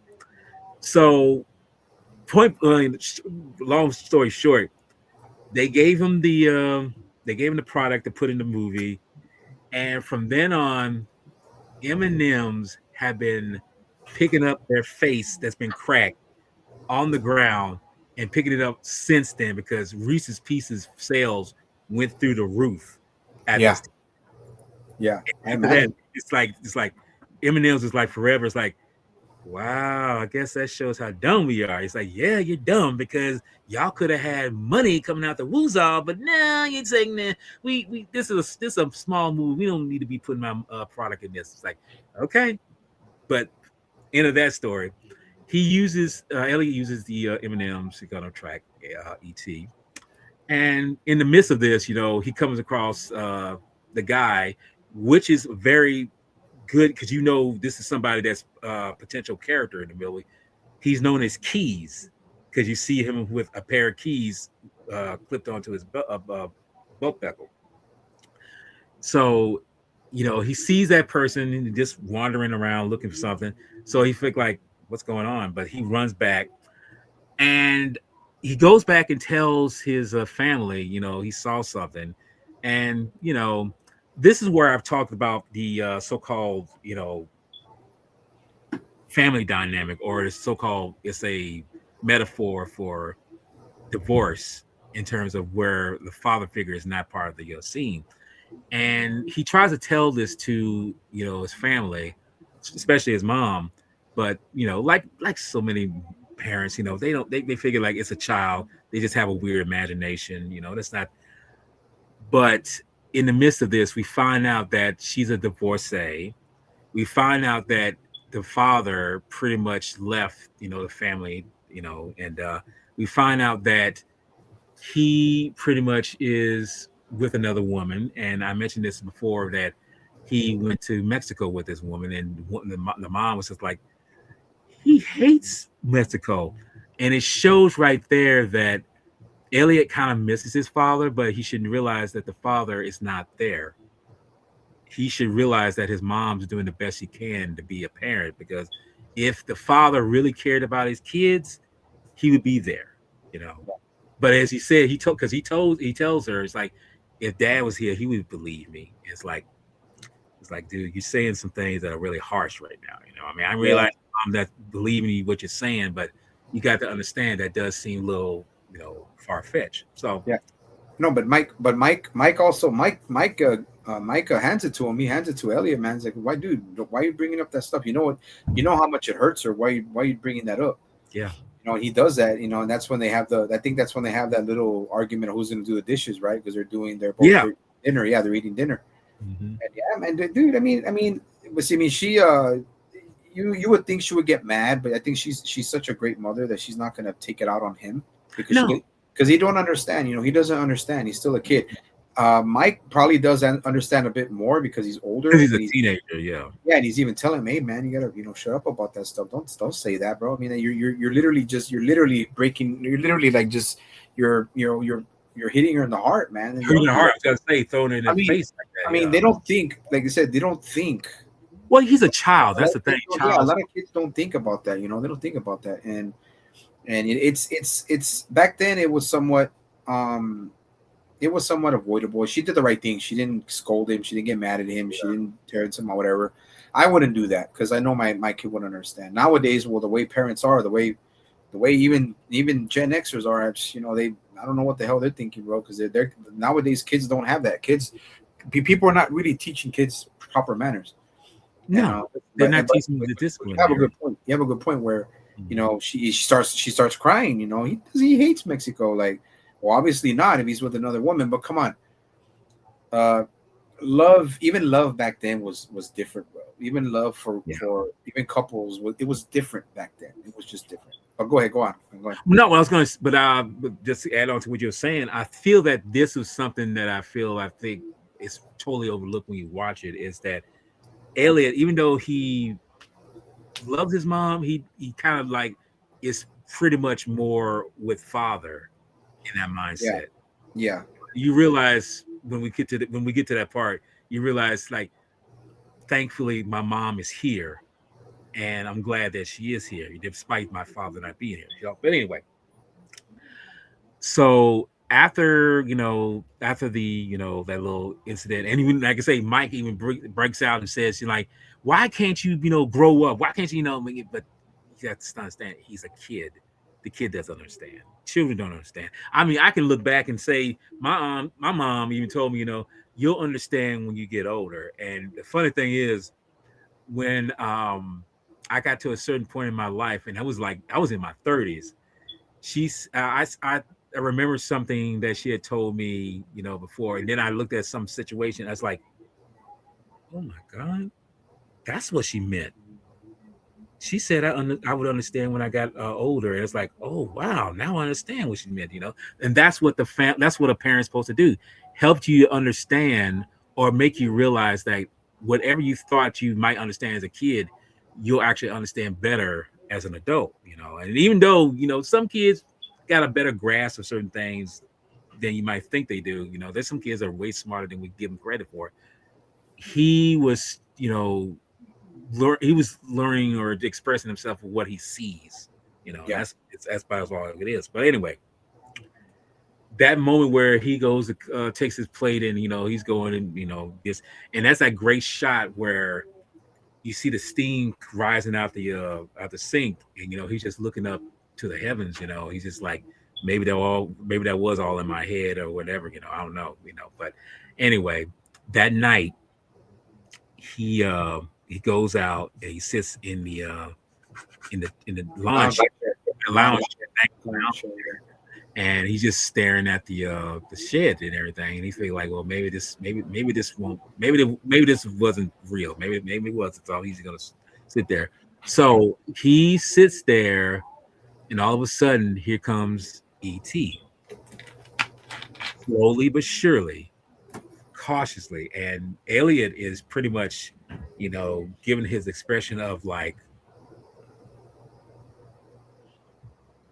and he's like, he sees it, he believes, but it's like at the same time he's terrified because, like anything, he's a Can't even child. scream. He can't even yell or He scream. can't scream. He's like, mom. Yeah, he said, Mike. Yeah. I think he said Grutra. I can't remember if he did or not. But he's terrified.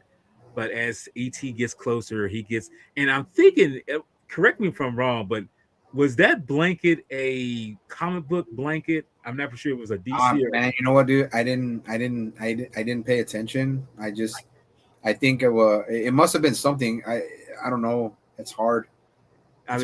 Those little details. I mean, when you see little details like that, you just like, But I'm a detail man. But anyway, when we see the little blanket, we see ET's hand comes up and he just drops the Reese's that Elliot dropped, and it's like, I'm pretty sure he's showing like this is a sign of, I'm not trying to hurt you. I'm benign. Yeah, I'm not, I know these were yours. I ate some, so here's your share. You just share. So Elliot gets the bright idea of luring him into the house with more M&M. I mean, M&M, sorry. M&M's, go suck it, because y'all messed up. Reese's, and he put some more, leave him upstairs. And I'll say I like Reese's better than M&M's. I like Reese's. You know what? Truth be told, I kind of do too, because I think Reese's has a more something about them, maybe because there's. Yeah. But sorry, man, just had to throw it. No. In fact, but I'll just say this, like I like when ET does that. Like it's a symbol of him, I guess, saying thank you. Trust. But trust. But it's like, you know what, he doesn't have anything else. He doesn't have any other thing. So he's trying to find a connection.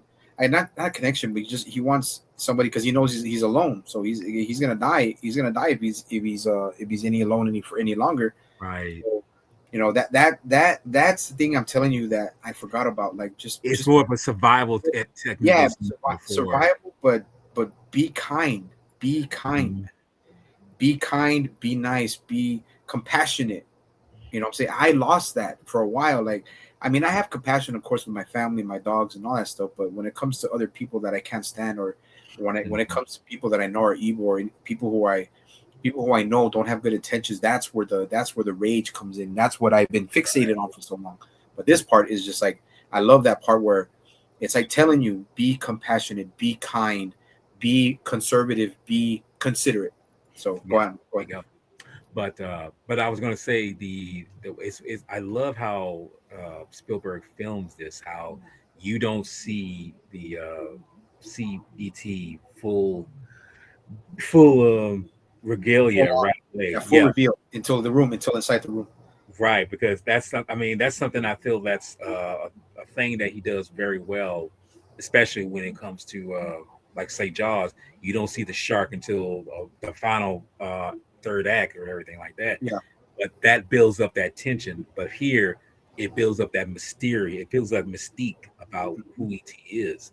So when he finally gets them in the room, and they start kind of consorting with one another, whatever.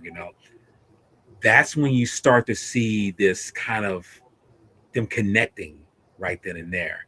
They start to have this kind of almost telepathic link at this point. It Yeah. starts. You see little notes of where you know they both yarn. You see Elliot put his hand on his chest or his face and everything. He's shadowing him. Yes, exactly. And He's imitating. He's imitating every movement he does. this is something of a brilliance showing that because we still don't know what ET is capable of doing. We don't know what he's able of doing anything. So, A and I just question, want to a go question ahead. though. Is it? I know there was Close Encounters that was before this, but was this one of the first like actual alien based sci-fi movies that had to do with an alien and a human? As far as interaction like that, as Yeah. far as With a child. um, I'm trying to think. In terms of a child, quick. Because I know it Actually, was yes. Star Wars. It was Star Wars in No, '70. no, because Star Wars dealt with adults. Yeah, yeah, This yeah, was yeah, yeah, child. yeah. But No, it's but I still no, alien, based. But it was more. I think this one no. was the first one. I This think this was was the first yeah. No. This is I believe because family, I like was trying to think a with family environment. in that too, and I was trying to think with something with like say Godzilla or something like that with something alien, but no, it was. I mean, you had some child in terms of dealing with a kaiju with it, but this is the first time where it's something alien based, Okay, and yeah, I feel like that's the thing right there. So it's like, yeah, no, I believe this is the first one because before it wasn't there. After you had so many other ones, so it was there. So, and I should mention too, this is something I'll just throw another little anecdote here. Now, if anyone's ever seen Super 8, some of the little anecdotes from some little features from this film are reflected in that film in terms of the creature is able to share or feel its thoughts with the human being that they come in physical contact with. So I was kind of like, and the funny thing is, even Spielberg, who was the director on this, he was a producer on that film. So well, it's like that kind of hones in maybe an homage to what what the and interesting enough, that film dealt with kids also. It dealt with adolescents, but anyway, get back to what I was talking about. He falls asleep. I think they both fall asleep, and Ellie has the brilliant idea. And this is one of the things I can see. I can look at this moment here where it's like this is something that I kind of did as a kid. Didn't want to go to school, but he's doing it because he's trying to kind of research. yeah. He fakes being sick. You see him put the thermometer up to the light and has a heat of his face. I didn't do something as radical as he did, but I think he was a little bit more inventive. But I do know I've actually faked a sickness not to go to school, but that's only because I didn't want to go to school. Here, he's faking it because he wants to, you know, see what Iliad's all about. So he pretty much goes through the motions of talking to him. I don't know if how ET's, but he might understand Elliot a little bit. He's saying, we got this uh, fake shark, that bites and everything. He showed him a car. He starts trying to chew on it, as I think it's a Hot Wheel. And through that, all that, he gets to know Elliot. I mean, gets to know ET a little bit He more. meets Harvey. He meets Harvey, and Harvey scares him a little bit. Yeah. Yeah, he meets Harvey exactly. So, The but way he screams, but the way he screams and yells, and when he gets scared, it's like it sounds like a kid. It still sounds like yeah, a. and Of course, he's also a kid. He's also a young. well, He's also, now see that, and now I have to bring this up. That's the thing. I don't even know in terms of is ET actually a adolescent or he's just because we don't know how old he is. We don't yeah. know. Well, he seems because you're right. I didn't think about that. Maybe I mean, he seemed well. Yeah, you can't really tell. I mean, because he's an alien. We don't know if he's an adolescent. We don't know if he's a teenager. We don't know if he's an adult. Yeah, But to me, just the aneurysms he has the aneurysms of a child. Yeah. but but it's because we don't know how alien children of his species are. We're never gonna know that. They never did a sequel. But you have a good point, though. You have a good point. Yeah, but getting back, I mean, he's done all the manners. He's been there with for the day. So Elliot has to introduce, and I feel he needs to introduce it to his other siblings. Especially Mike and Gertrude. So he introduced Elliot, I mean ET to Mike, and and I love right, and I love how no, but I'm saying I love how Elliot is saying, you got to make the biggest secret I mean, for our lives, and Mike should say, man, you He being real says, dramatic he with that. tell me, you tell me, I have full power, Absolute power, yes, absolute power. and Tell me, then and absolute then power. and then do it with me real quick. We say, what do I have? Do it with me how Mike says. He say, I have I absolute have power. absolute power. I was like, Yes. oh, I know when I saw that back then, I was like, dude, you killing me when you did it, because I'm like, you are doing Yoda way too good. It's like, But it was funny when he went. yeah, I was like, Yeah, I was like, see that oh, dude, who did not do that? Who did not do that in the 80s and the 90s, in the early 90s, dude? Who did oh not do that? God, I mean, because Like, what you gotta remember, that's it. We didn't have, a lot of us didn't have computers. We didn't have Chromebooks. We didn't have laptops. We didn't have cell phones. We didn't have tablets. It's yeah, like we had to use our imagination. done. You Yes, know what I'm saying? that was available. Imagination. Okay, Yes, go on, but bro. but he sees him, and Mike is Yes, you just have like, absolute power. I have Yes. absolute power. Yes, yeah, dude. But but I love that moment, and when he sees him, he's like, Yeah, he's totally like, he's froze. and then here comes the moment of moments when Gertrude comes in, and Dirty. she Yeah. she comes in going, ah, and he goes, ah, Yeah. That was funny, bro. That was funny. And then they hear the mom coming. The mic covers her mouth, and then they close the door, and then yeah, they put Gertie into the freaking closet, and you see Gertie running, and you see ET running with his hands all like yeah, that. yeah, Like, ah! that was funny, dude. I was laughing, bro. I was When I saw that after Oh like 20 God, years, that's I so was funny. laughing, dude. And then and that's when this. And here's a funny part that I'll just say this. This part, how Elliot, how okay, Mike's just there staring, right?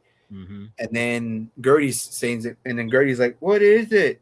And it's like, now she's not like, and he's scared, ET's kind of scared, but I think ET can sense that she's not a threat, so Right, he tells her, is he a girl or a boy? He's a boy. Is he wearing clothes? He's like, no, he's not wearing clothes.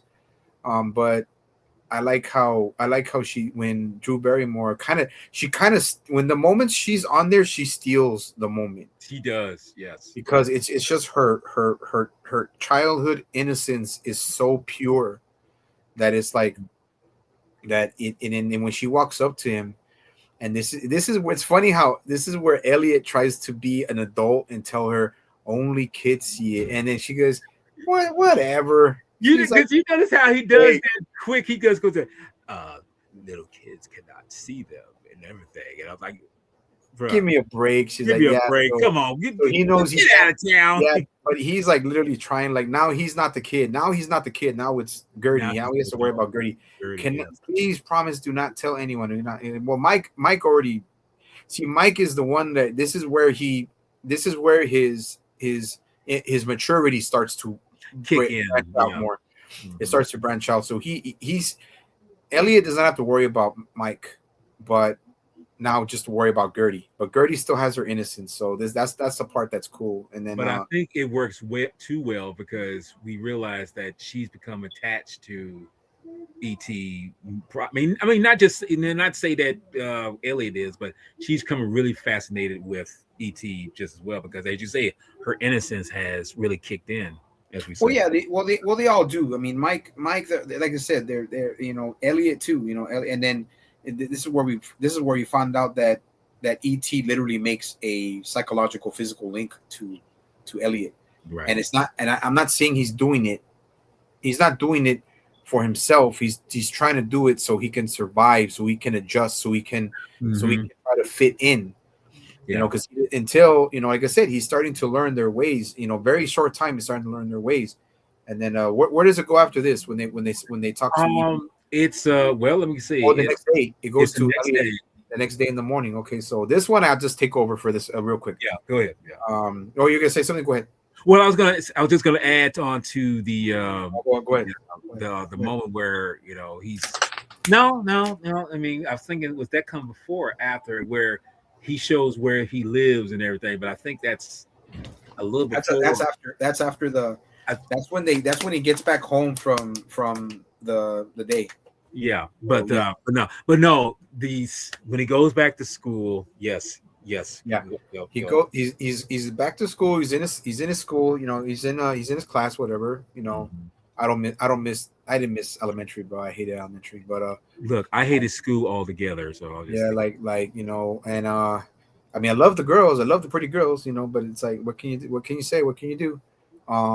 I do miss getting kissed by girls though when I was in elementary school. But anyways, uh, it's he's there in his room. They're talking about dissecting a frog, right? mm-hmm. Bro, I did not even remember. I totally forgot that they used to dissect them when they were alive. I'm like, that is I some didn't know that myself. I didn't realize they did that. now that is some cruelty shit, bro. So that I know you after that they probably stopped doing it. Yeah, because I know when I got into high school and we actually had to do that, the frogs were already they were already dead. They were dead before we did it. But here we seeing them like, and that's the thing. This is elementary. They're actually doing this to live frogs, put the chloroform in there, and then it's like we're gonna do something. It's like, man, come on now, that to me, I feel that that's why I'm glad that these things change. I mean, I think that's a good thing. One thing I could say they have changed over the years. Like you can do this without having to do this when they're alive. Don't if you're gonna do this, if you're gonna dissect them, please make sure that they're you know passed over.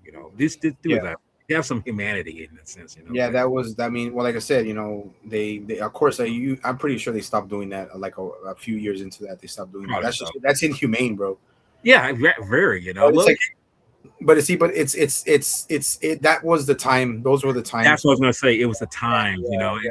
And I mean, of course, I wouldn't condone. Of course, I don't condone it either way. But I didn't know that. I thought because when I dissected a frog, it was already dead.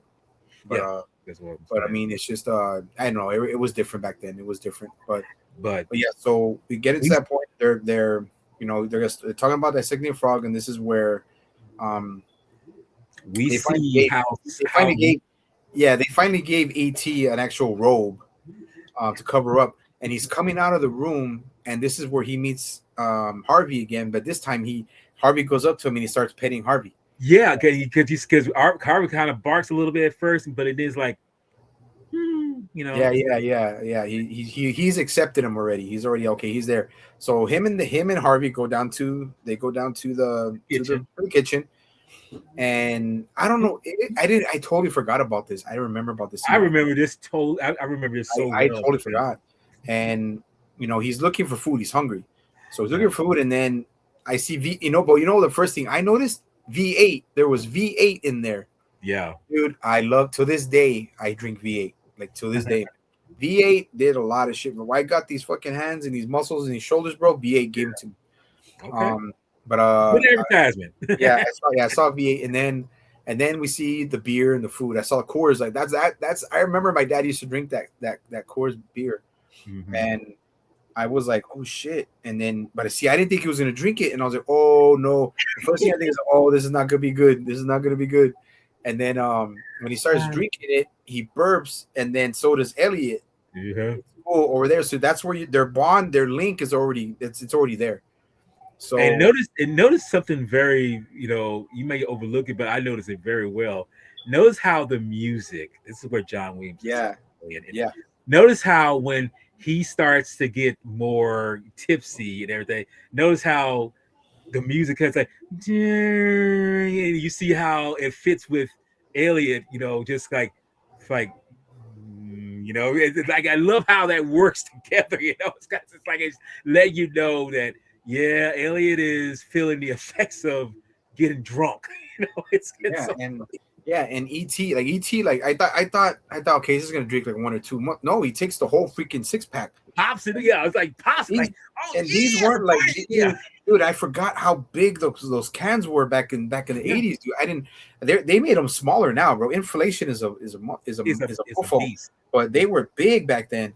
And I Yeah, was like, holy stuff! And he's drinking all of them. He continues to drink them, and then the TV turns on, and then he gets scared and he throws a can at the yeah, TV, and then Harvey's all looking at him. Even Harvey barks, say, "Don't," like try to tell him, don't drink the alcohol."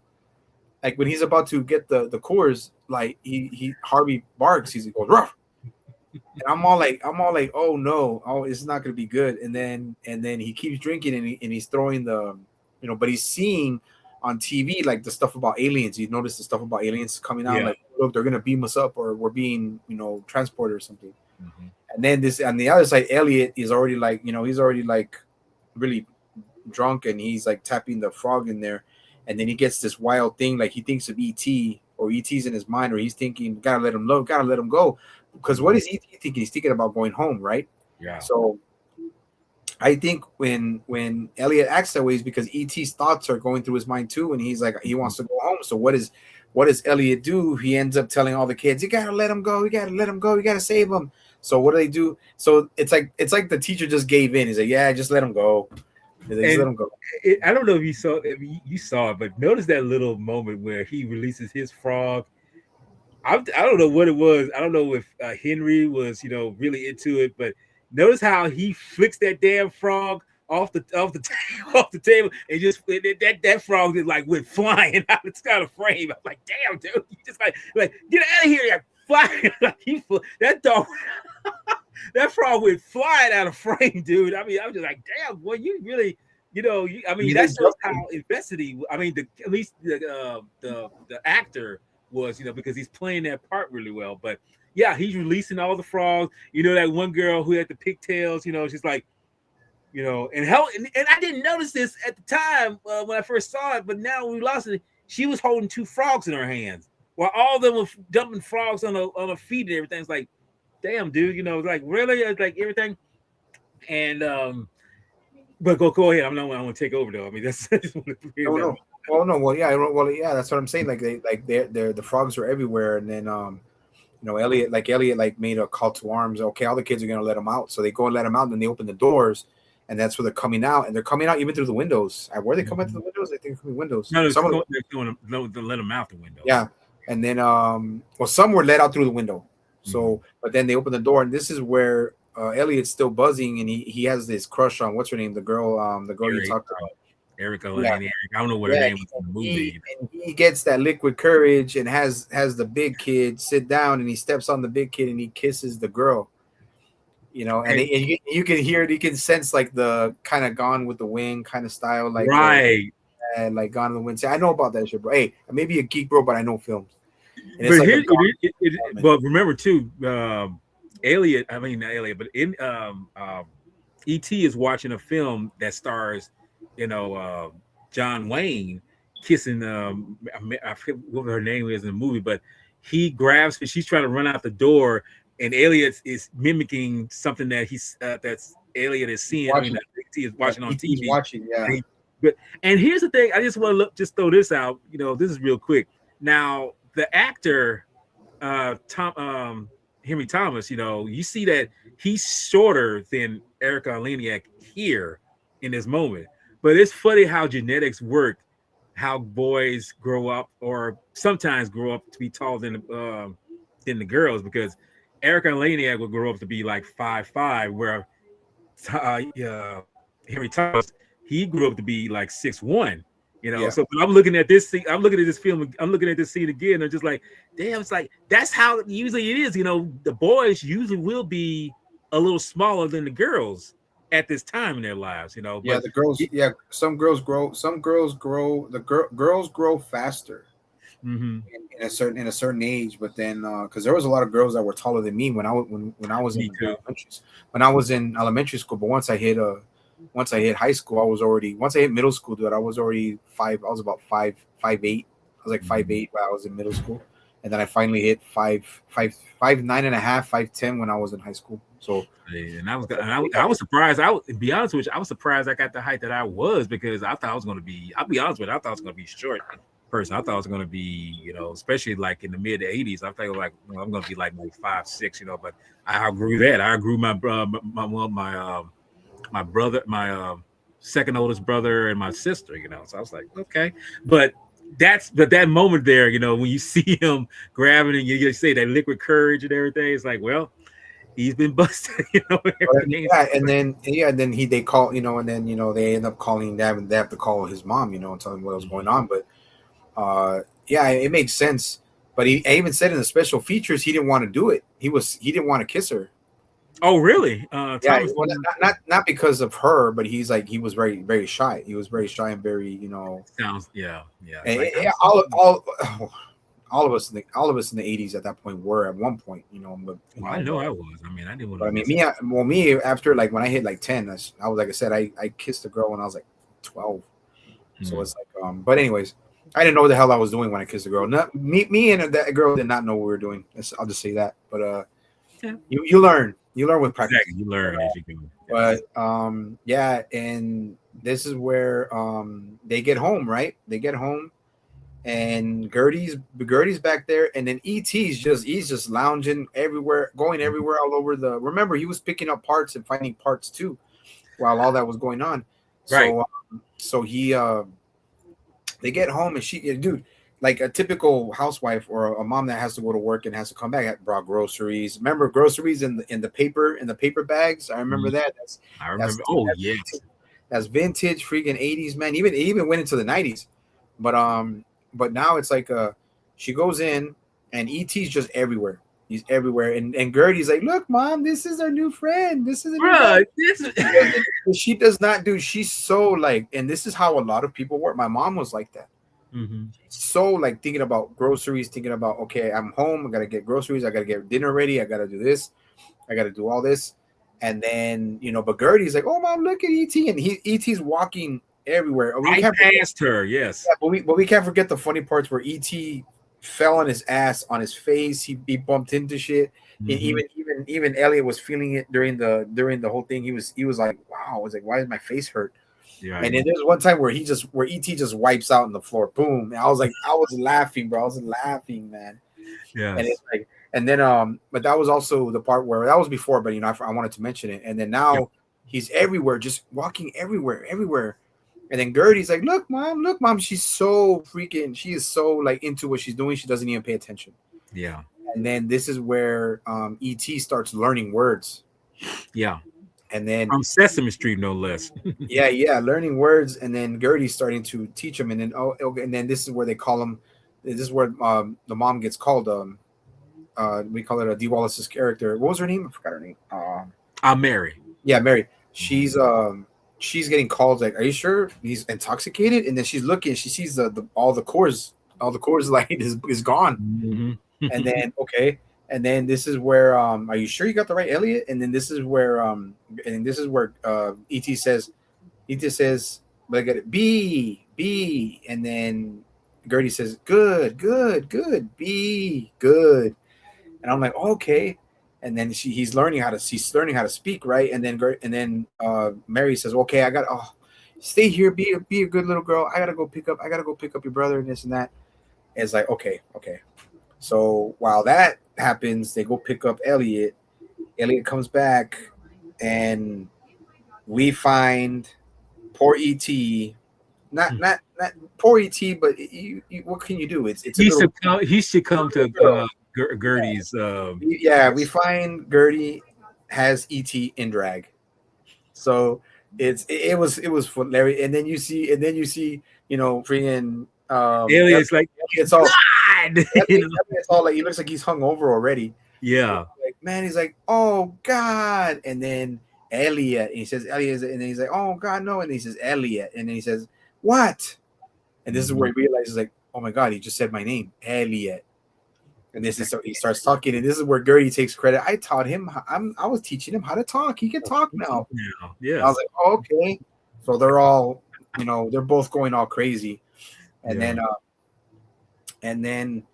I think it's Mike. I think Mike comes in. No, Mike no. comes in because he sees ET and drag, and he say, "What's with Yes, this shit?" he's like, oh, come on, you got to keep. Well, come on, Gertie, you got to give him. You got to give him back some of his dignity. But Yeah. then, he come. This is where. But see, I didn't expect the some of the curse words in here. I wasn't expecting them. Well, well, this is the thing you got to realize at this time that you have to, and see that's one thing I can say with because it's you say it's more family friendly, but that's let's be honest. I don't know how it was in your household, but I know with me that was light with the swear words compared to what my mom and some of my other siblings were dropping. They were dropping Yeah, so many F bombs, MFs, and so many other things that it was like, well, that was the norm, you know. I mean, this is what you call uh, beer light, yeah, basically. It's this family light. So if you hear like the S, you hear son of a SOB or anything like that, it's like it's light. But anything else than that, Drew, it's like to me, I was like, I can feel a little bit of like say, realism with that, but at the same time, it's like that's not where I was hearing when I was growing up, especially around yeah, that time. yeah. No, yes, it's true. And but yeah, he just comes in. He's like, "What's all this shit?" And then he sees him in drag, and then Mhm. he sees that Elliot starts to realize that ET knows that he's where he's at, and he's realized that he needs to find his way home, Yeah. and he points towards the window, which is sunlight, right? Hmm. And he says, "Phone home." Starts giving him hints that, look, I know where I am. Like this is where his intelligence Kick starts to in. drive home. Yeah, Yeah. now that he can communicate with them. So he said, "You need to go home. You need help. You need us to help you." So he went to go home, and it's so like I felt so kind of bad for him when he took the wig off, and he's like he has this thing where he Yeah. can He's kind of like, you can tell that he yearns, he's homesick, he wants to go home um, because you know. it's only common, it's only human nature still that Well, not like just human nature, but I think any intelligent species nature to say, I just want to go back to where my kind is. I mean, and I'm not saying that to be, so-called not racist or anything like that. I'm just like you realize if that's where your home feels like, and that's where you feel, safe. And then not to say he's not safe with Elliot, but he just feels like that's where my whole yeah, place is. So yeah, that's it's like with me, like when I moved to Dallas when I was 21. I moved to Dallas, man, mm, and I was so happy, bro. I was so happy to get the hell out of this shithole, bro. But after, like, I think after the first 6 months, I was already working over there. I was already working in Dallas. And but after like the 6 month, bro, I got really bad homesickness, man. okay. And Okay. even though I don't like it here, it was home, and I had to deal with it, and it sucks. And it's just like when you spend, if you ever spend the night with a friend, and you're like you already overdid your stay, and you're like, okay, you want to go back home to your you want to go Yeah. back you want to go back to your space, your peace. It's like that's me, because that's the way I am, dude. I'm not like, why do you think, unless I know it's a home or whatever, right? Unless I move somewhere, I don't like. It's like, why do you think when I go travel places, I don't like to stay long? Because it's not that I get homesick. It's just that I don't like to. I like my peace. I like You my solitude. Yeah, I was gonna say you like what is it took you so long to really get comfortable with, as like, yeah, I mean, because like I say, I've been dude, let's be honest, we could be the most comfortable of comfortable beds, some of them probably more comfortable than ours at home, but the end result is it's not your bed, it's not where you get ready. And then that's the thing. I mean, like I say, the beds that I've been into in terms of when I've been to the Crown, been to some other places, with some people, they were comfortable, but they weren't yours. Yeah, And I think that's what it boils down to, that he's comfortable, but it's not his surroundings. It's not his, where his stomping grounds are. So it's like, yeah.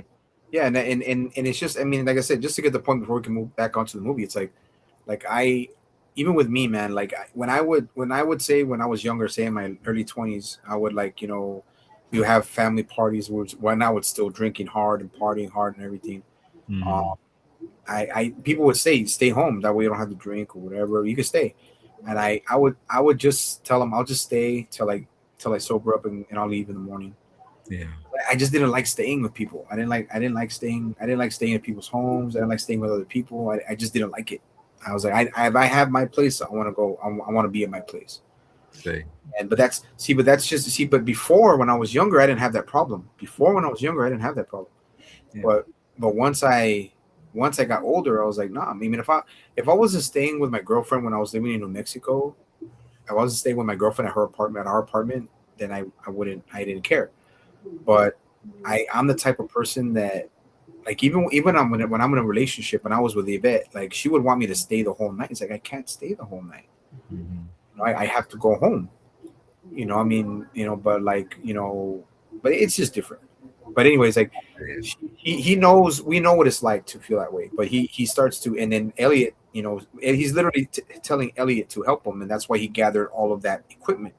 So now we get to, I'm gonna give it to your part where we get to the Halloween. We get to the Halloween Yeah, scene. I'll get to that. And before we get to that part, I do want to bring this because this is a very storytelling moment or an element that it needs to be broadcast. I mean, broadcast, because if we don't bring that up, it won't reinforce what's happened to ET. Now, we remember when Gertie, she's fascinated with ET and everything. She brings him some things like a plant that's pretty much dying or pretty much dead. And we see this moment where he actually rejuvenates it, brings it back to full bloom and everything. We see that he has that ability to do that. And there's a moment where, you know, he's pretty much, like I say, he's pretty much told, you know, that he needs to bring, rejuvenate and everything. So he's, like I say, he's getting all the stuff together. He's bringing it, gonna do to get through. And like I say, we get to the Halloween part. Oh, Okay. wait! I'm forgetting one thing too. He heals Elliot when he cuts himself on the buzzsaw.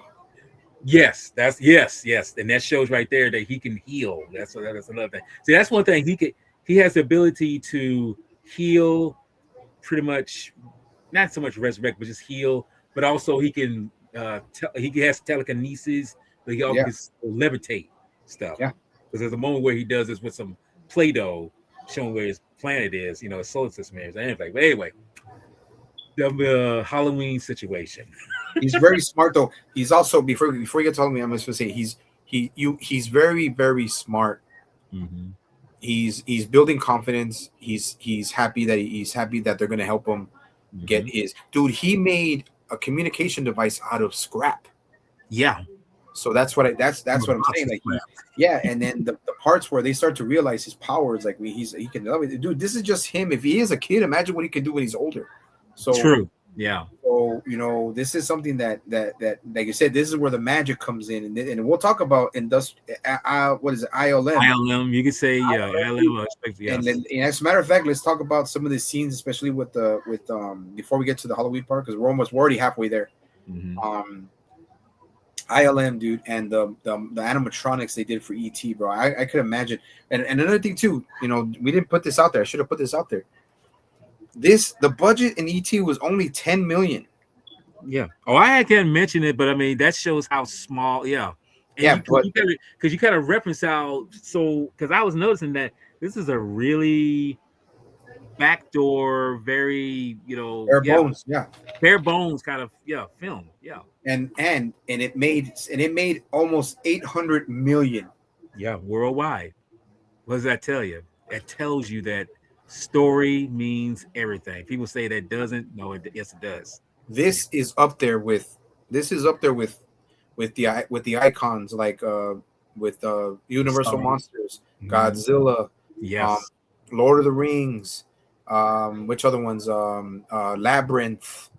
Um, what do you call it? Which other ones that were really good? I mean, you some There's so some. many other films. Yeah, like Terminator 2 and and Close Encounters and Jaws and Or even The Godfather, if you want to yeah, say The that. Godfather. Yeah, it was up there, dude. It was up there, Mhm. and that's why it was a global phenomenon, dude. Like it was a phenomenon. And it was a phenom of a film, and I just had to mention that. Now you can Yeah. sorry, and now you can take it away from the Halloween. Okay. So I mentioned before about the plant that he rejuvenated. Yeah, Now it's fully rejuvenated, but we'll notice that little by little that the plant that he rejuvenated is starting to slowly wither away again, yeah, which means there's something going on with the ET. yeah. So anyway, he gets all the tools. He knows that, and they say they're going to take him out into the woods so he can broadcast to send a signal to the people to come back and get him. So it's they got Gertie to pretend that she's a ghost, which she's really a cowgirl, to wait for Elliot, so it shows that it's just him, so they can get past the mom, who's dressed up in a kind of skin tight, Cat, wow, Catwoman, yeah, Catwoman, Catwoman yeah, type of yeah. Dee look. Wallace, man, Dee Wallace she was a looker, bro. She was a beauty. She was no, I ain't gonna deny she was definitely easy on the eyes. She was definitely that for sure.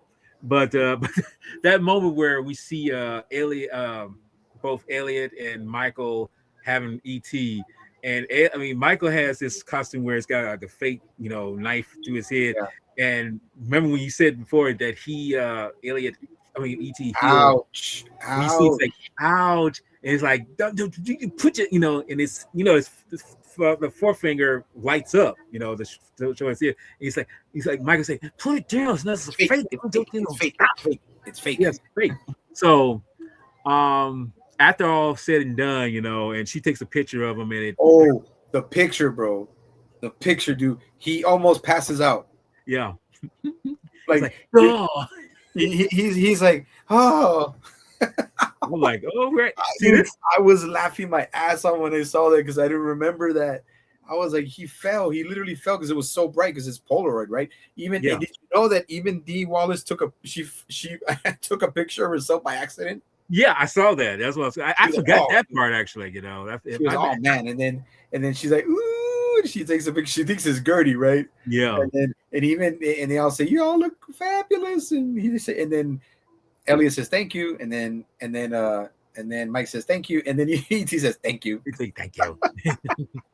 And So, go ahead, bro. I just but once he they almost leave, passed out. yeah, I was gonna say because this is funny because when we mentioned something about Yoda, they're Oh walking, yeah, and well, Yo- he goes chasing after him. he sees somebody wearing a Yoda costume. He say, "Home, home, home, home." Now, and the funny thing about this is what's so really weird, or just social coincidence, or even just how things work in this universe. The the ET creature. I actually looked this up, and they're actually called Agolians, something like that. That's what they're called. This a name made up. But if you watch the Phantom Menace, there are ET like creatures in the Senate box in a moment where Princess Amidala is talking to the Yeah, Senate, talking about, and there's actual ET creatures in the box. yeah. Okay, it's actually in one of the seats and everything. To me, now I look back and see him, reacting to seeing Yoda like costume and everything like that. It's almost like, could there be a Yoda like creature in the neighboring planets where he's from? And that's the reason why he's like say home, home, home, because it's like it's so such of a twist knowing that okay, this is a made up creature. This is something because we got to remember this is a made up creature in the story. In terms of this particular character Yoda is being shown, but to think that in the movie because Yoda feels like that's actually someone that is familiar to me in my universe. Where he comes from. So it's Yeah. so weird it's like that, But I mean, I just wanted to throw that out But, there. but let me let you know this too. Also, when I saw the special features, Mhm. um, Spielberg did not tell George Lucas that he was going to do that. Okay. He did not tell him that he was going to put Yoda in there, but he put him in there. Even Deborah Winger was in there because Deborah Winger also helped with some voice acting Oh, for really? I didn't know that. Deborah See. Winger. Yeah, you know, did you see the girl zombie that was walking when they were doing that? That's Deborah Winger. Oh wow! oh wow! See, Yeah. Uh-huh. damn. Okay, that's see Well, that. they're friends. They're very well. Spielberg said they're very good friends. So But she's that's a little Easter egg, though. I feel like. yeah. She said she wanted to. He said he wanted to her to come do some voice acting for ET. Okay. But like put it together. But she did put it together with the late Pat Welsh, I think. So they put it. ET's voice was made of a lot of things. Yeah, So that's what I but know. yeah, she was. If you ever look at it again and you see Deborah Winger like walking like the walking zombie girl, that's her. I gotta look that up. I It's, gotta it's watch. 82, bro. It's 82. So she was young. And So she was hot too. I have oh to yeah, say. Deborah Winger. Come on, bro. Urban Cowboy, dude. Urban Cowboy. Yeah, I can say yes. But, Okay. but. But No, but no, but but go now on. but But now keep, we got that out the way in terms of he's walking into the forest, he's going to the bikes and everything.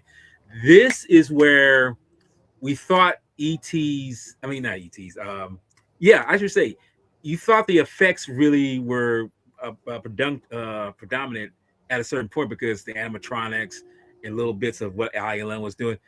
This is where we get to see ILM kicking the overdrive in this moment, and we show ET's power at this moment. So they're going in the forest, and Elliot says, "Well, we need to go around because this is really rough road." And ET takes control of the bike, and I'm gonna tell you something right now, dude. I know when I first saw this, I was kind of like, "Damn, how did the fuck they do this?" Excuse my language. How the hell they do this? How they make fly and in terms of pretty much flying, because that moment where they fly across the moon, that is such an iconic film. Yes, Chef's Kiss.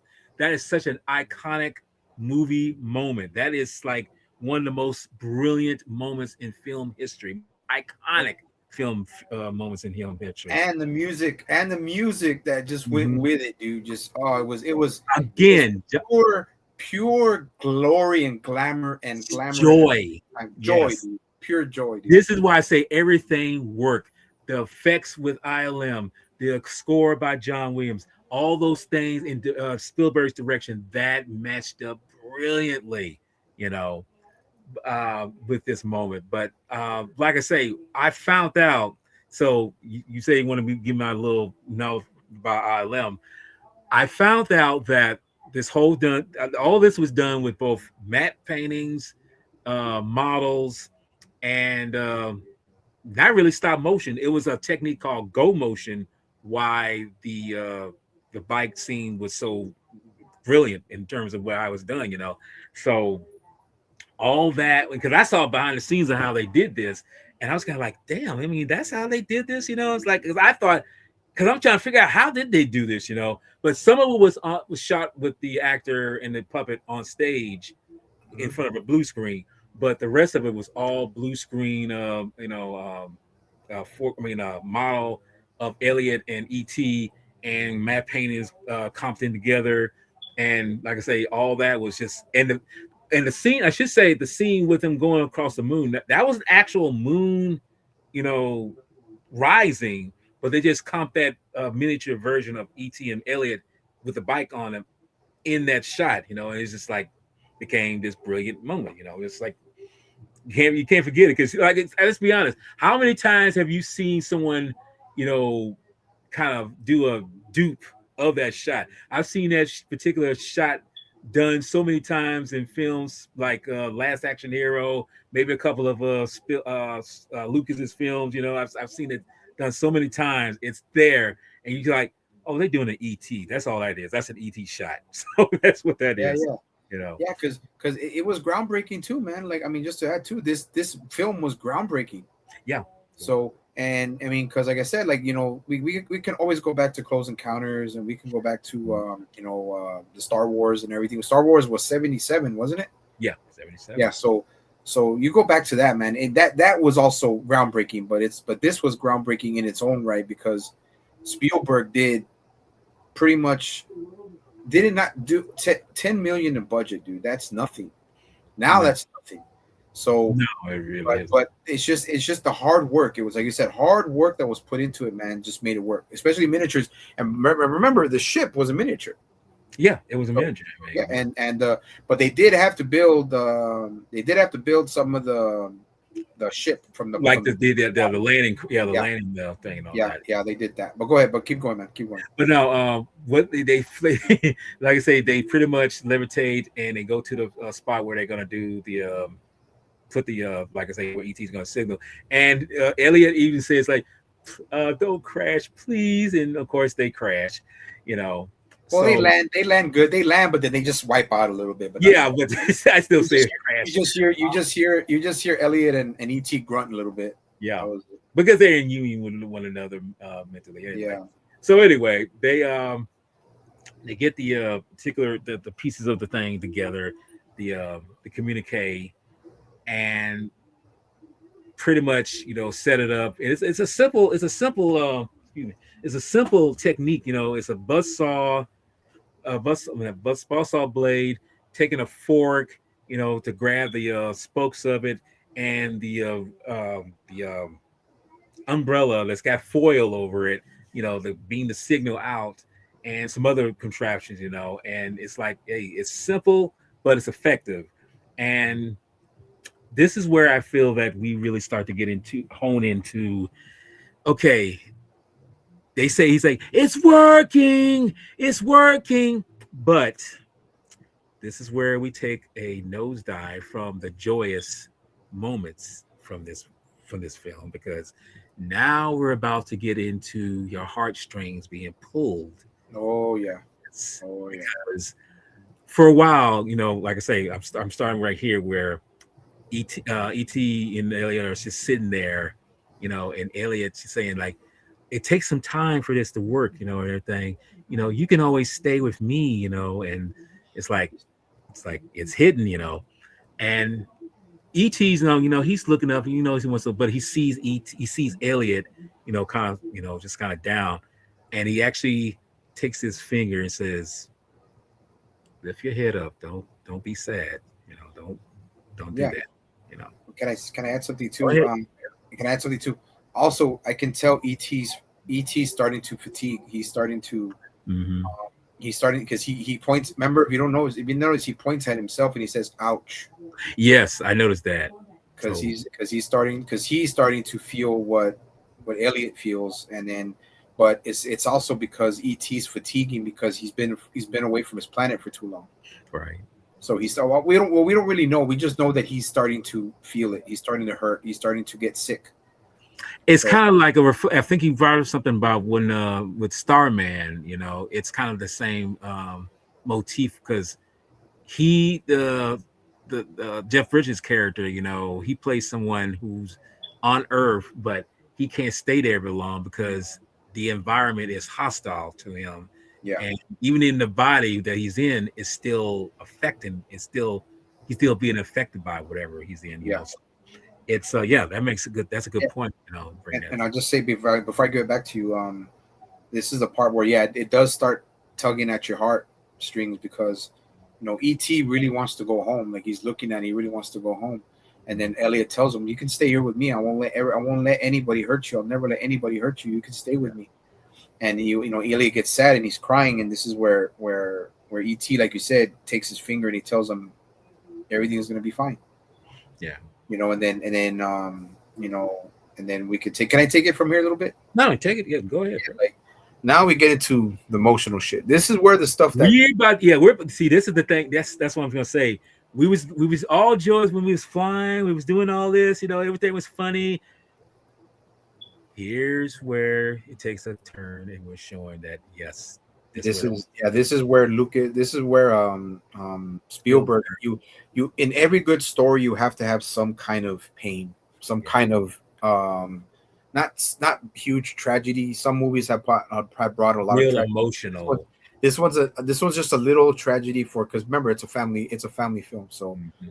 um you know, Elliot's getting a little sick, and ET, like I said, told him, I'm ouch, I feel it. I can feel the pain too. I can feel I'm hurting too. So, but this is where D Wallace for some reason leaves the house for some reason, or she's still mad thinking about her. She's looking for Elliot because it was supposed to be Yeah, back yeah. died. And then Elliot wakes up, and they wake up at the place where they're at, but he can't find ET. ET's like, where's ET? And then the cops are at the house, and they're saying, well, was there any? Is there? The cops ask the questions that are all basic. They have to be asked. Yeah. Is there any thing going on with him or this and that? And right when she closes she opens the refrigerator door, she starts crying, closes it. He's right there, and she's like, "Oh my God, this and that, this and that." He's sick and this and that. And he tells Mike, "You gotta go find him. You gotta find him. We don't know where he's at. I don't know where he's at. I don't have the strength to look for him." Mike freaks out and goes to look for him. No questions asked, just goes out there and blitzing. And now we see I don't know if they were government, but Keyes and his people are starting to follow him. Mhm. So they're following him, and he loses them because he knows that place better than anybody. Yeah, he knows. And he goes where they have where they're going to do the signal. Not there. He finds the little robe that ET was using, and this is where it's a pretty for a family friendly film. This is where it gets kind of rough. Where Yeah, for the night, I think for the night, I think for the next 20 some odd minutes, we're running for a ride right yeah, here. we're getting into the where the emotion really starts to hit hard. So we find there's like a drainage ditch, and Mike sees him when he's crawling on the top of it. He's rolling on his bike on the top. It falls down, and there's even a raccoon that's right there next to ET's laid out. Man, he doesn't look good. Even I, as a kid, when I saw that, I was like, "Oh my God!" I was worried. I was concerned. You're concerned because you're invested in the character. You're invested into the movie. So To the story, yes. finds him. He tries to get him. He shoos away the raccoon. And he's trying to look for him, trying to see how he's okay. Finds him, takes him back, and this is where they go back to the house, and Mike tells Mary that, "Mom, you got to come over here." They can't hide it from her anymore. Yeah. So it goes in, and this is where the emotion really gets. Oh man, it gets pretty tough. Not just here, but the next 20 minutes, like my boy said. She sees him, and she thinks it's just like, it's just like some kind of puppet, whatever, some kind of toy. But he goes, and what hurt me the most in this scene is that he says "Mom." He says "Mom," and she freaks out, drops her cup of coffee, takes Gertie, and Gertie's telling him, "Mom, he's not gonna hurt you. He's not gonna hurt you. He's a man from the moon. He's a man from the moon." And then even Mike tells him, "Mom, he's not gonna hurt you. Mom, he's not gonna hurt you." And then he's putting his arms out. He's putting his arms out because remember, he has a connection to Elliot. So what Elliot feels, he feels. So and it hurts, man. It hurt me a little bit when she just grabs Elliot, tells everybody to go downstairs, and he just opens his arms like trying to reach for Elliot, man. Like, please, like, yes. Yes, I was like, and he starts yelling. Mm-hmm. Or I'm like, man, that was rough to see. But I've seen, dude, like I said, and I'm saying this as a true person, man. I've beaten the dog shit out of people, like with raw malice and raw intent to hurt someone, dude. Mm-hmm.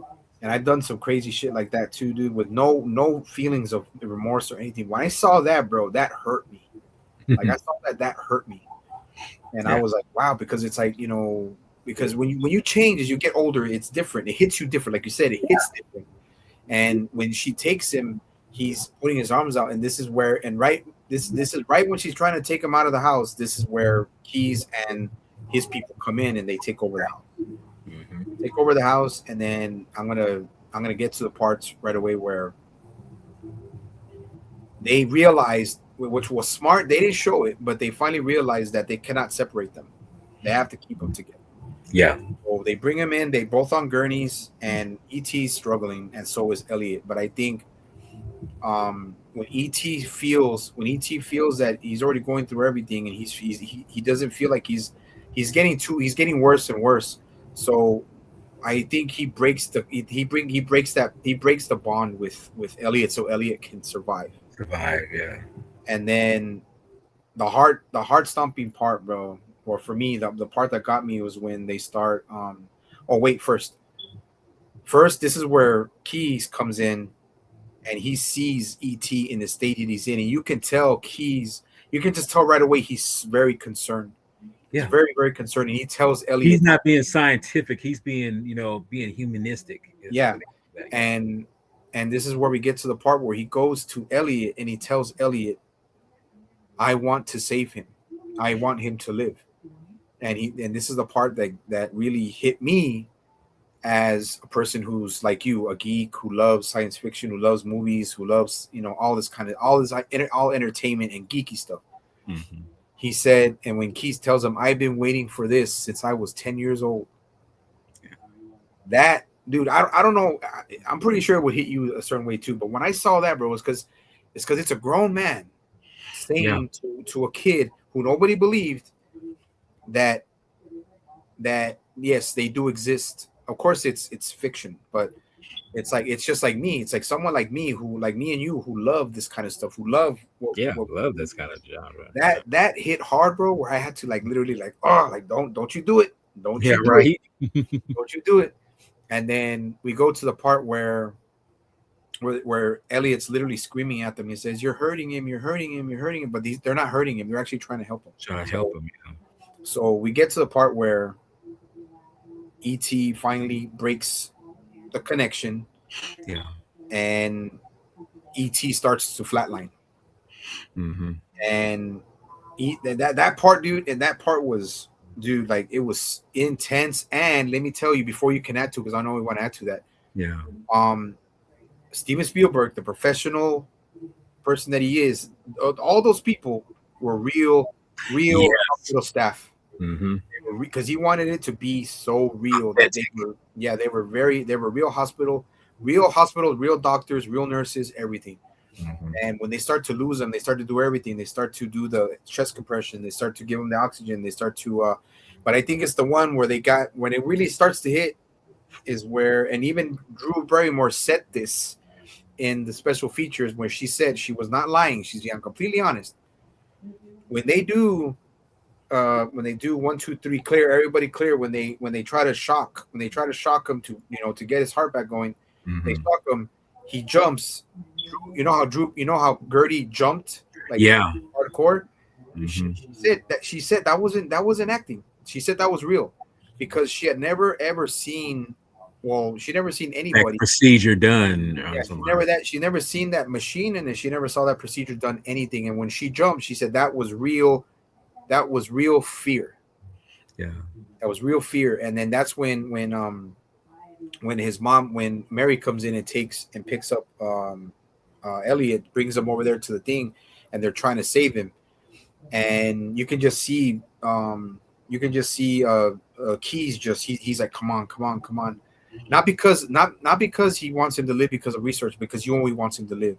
Yeah. And they do it again, and he doesn't come back, and the dude, just when Gertie starts crying, dude, I'm like, oh, I'm like, Get you with your feels. don't do it. I'm like, don't do it, Daniel. And then when he finally, when he flatlines, like, and that's it. Like, I was like I started crying, dude. I started crying. And I had to add, this is the thing I had to say. I had to bring this up.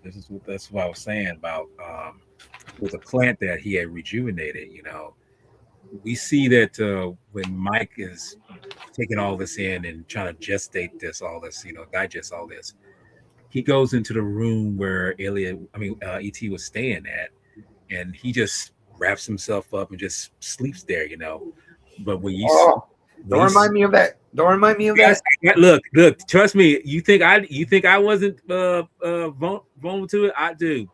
When he wakes up and sees that plant just fall over, and what kills me is the music just drowns it out. Dude. Lets you know it's like, it's like, and he said, no. He's like, dude. I'm like, oh my god, y'all are not playing with me, man. Y'all are really going for the throat and making sure that you feel absolute pain right now. So I had to bring that up because that moment really showed that signifies that ET is finally left. He's finally, yeah, he's finally, yeah. I don't want to go. I don't want to say no more because it's too much. Dude, but what you said it right there, bro. Like when Mike went to the corner, we went to the corner where ET would sleep, and he Mhm. just went there, and he sat there, got on his hands and knees, and just wrapped him, like just sat there. Yeah, I was like, oh shit, like that's like, and he's a teenager. yeah, yeah. He's about 16, I think. Yeah. See, dude, I'm wiping him, dude. I'm wiping him. What the? Oh, I'm How much wiping of him. it? Because usually you think it would just be a child mentality, who's under a teenager, but that shows right there. It's like he's been affected by all this, you know. Yeah, and he doesn't. I mean, he does cry, but it doesn't. It doesn't resonate as hard as like say with Gertie Yeah, with Elliot. or with Elliot because it's like I forgot about that, dude. I totally thank you for bringing that up, dude, because that was. And I mean, thank you for bringing it up. And I was gonna say, oh, and freaking Walter White, you have to do that because Not right to bring that up, but you got it. But that's an effective moment because it signifies that ET is he's gone. And then when you see that they're trying to bring him back to life. You see Elliot. He's just like he came to me. You're killing him. He's taking off those plugs and everything. I mean, dude, I'm like, this is raw. This is what you call when you say raw and real. This is raw and real emotional moments here, showing how Aaron, I mean, especially with Elliot being affected by this, yeah, it's like I it's say, brutal. dude, they don't It's play with brutal, them. bro. They don't play with the Like I'm not actually crying, but they're coming out, bro, because it's like emotions. I mean, it's that part that you mentioned, dude. Like, 'cause I totally I mean, I forgot about it, but I'm glad you did because like even with Elliot and Gertie that dude, just Gertie crying was already that's Mhm. already at the point where you're like, damn, you're trying to hold it in, right? And then Yeah, and then and then what you mentioned about Mike, because Mike seemed like he took it kind of he took it harder than probably. I mean, they all took it hard, of course. You lose something you get attached to, right? So, yeah. and this creature's innocent. So, Hmm. like the way Mike went to the corner and like started feeling that started in his own way, like he's like you that hits harder because you can tell like he's the one that had to save him. He's the one Well, that had yeah, to go and get him. So and not just that, but the fact that he's trying. It's kind of funny because he's trying to be because he kind of reminds me a little bit of my second older brother. yeah, try He to be tough. tries to be tough. He tries to be, he don't let certain things get. But it's like, bruh, you're only human. You can only keep those kind of emotions, those kind of mentalities down for so long. It's going to surface. It's going to become, like an anvil. You can't turn it. I mean, it's going to drag you up. It's going to let you know, it's like, yes, this is what's going on. So when he breaks, it's like, yeah, I Yeah. can't do it. No. Yeah, I mean, yeah, dude, and I bawled too, man. Like I bawled, and then even when Keys finally Mhm. closes ET's eyes, I'm like, Yeah, oh, like, that was a detail I didn't notice before until I rewatched it. I was like, oh, he actually closed his eyes for him. It's like, yeah. yeah. And then I'll continue before, like I said, like we'll get to it. Trust me, we're gonna get to it. Oh no, we're gonna get This to it this for ain't, sure. this ain't going 3 hours, bro. But Yeah, we call it a. But yeah. You may never know. we're probably gonna get into the 30, probably 30-29. But Mm. I'll say that but okay, now we move into that part where he's gone. They put him in the casing to keep his body, I guess, fresh for whatever they're gonna do. They're gonna do research or Yeah, whatever. because even Elliot says like they're just gonna cut him up and everything. He says it's Yeah, yeah, and it's true. I mean, it's true. What do we do? What do us humans do, bro? We never learn. We never learn. yeah. So but this is the part that I really like that Keys tells Elliot, you want to see him one last time. He's being humanitarian. He's being what you call a Samaritan in this moment. Yeah, he's being a true humanitarian because I'm pretty sure Keys would have wanted that to happen to him. Yeah. So So he goes, he sees him, and dude, the part where he opens up the whatever it was, the container, Container, just say container.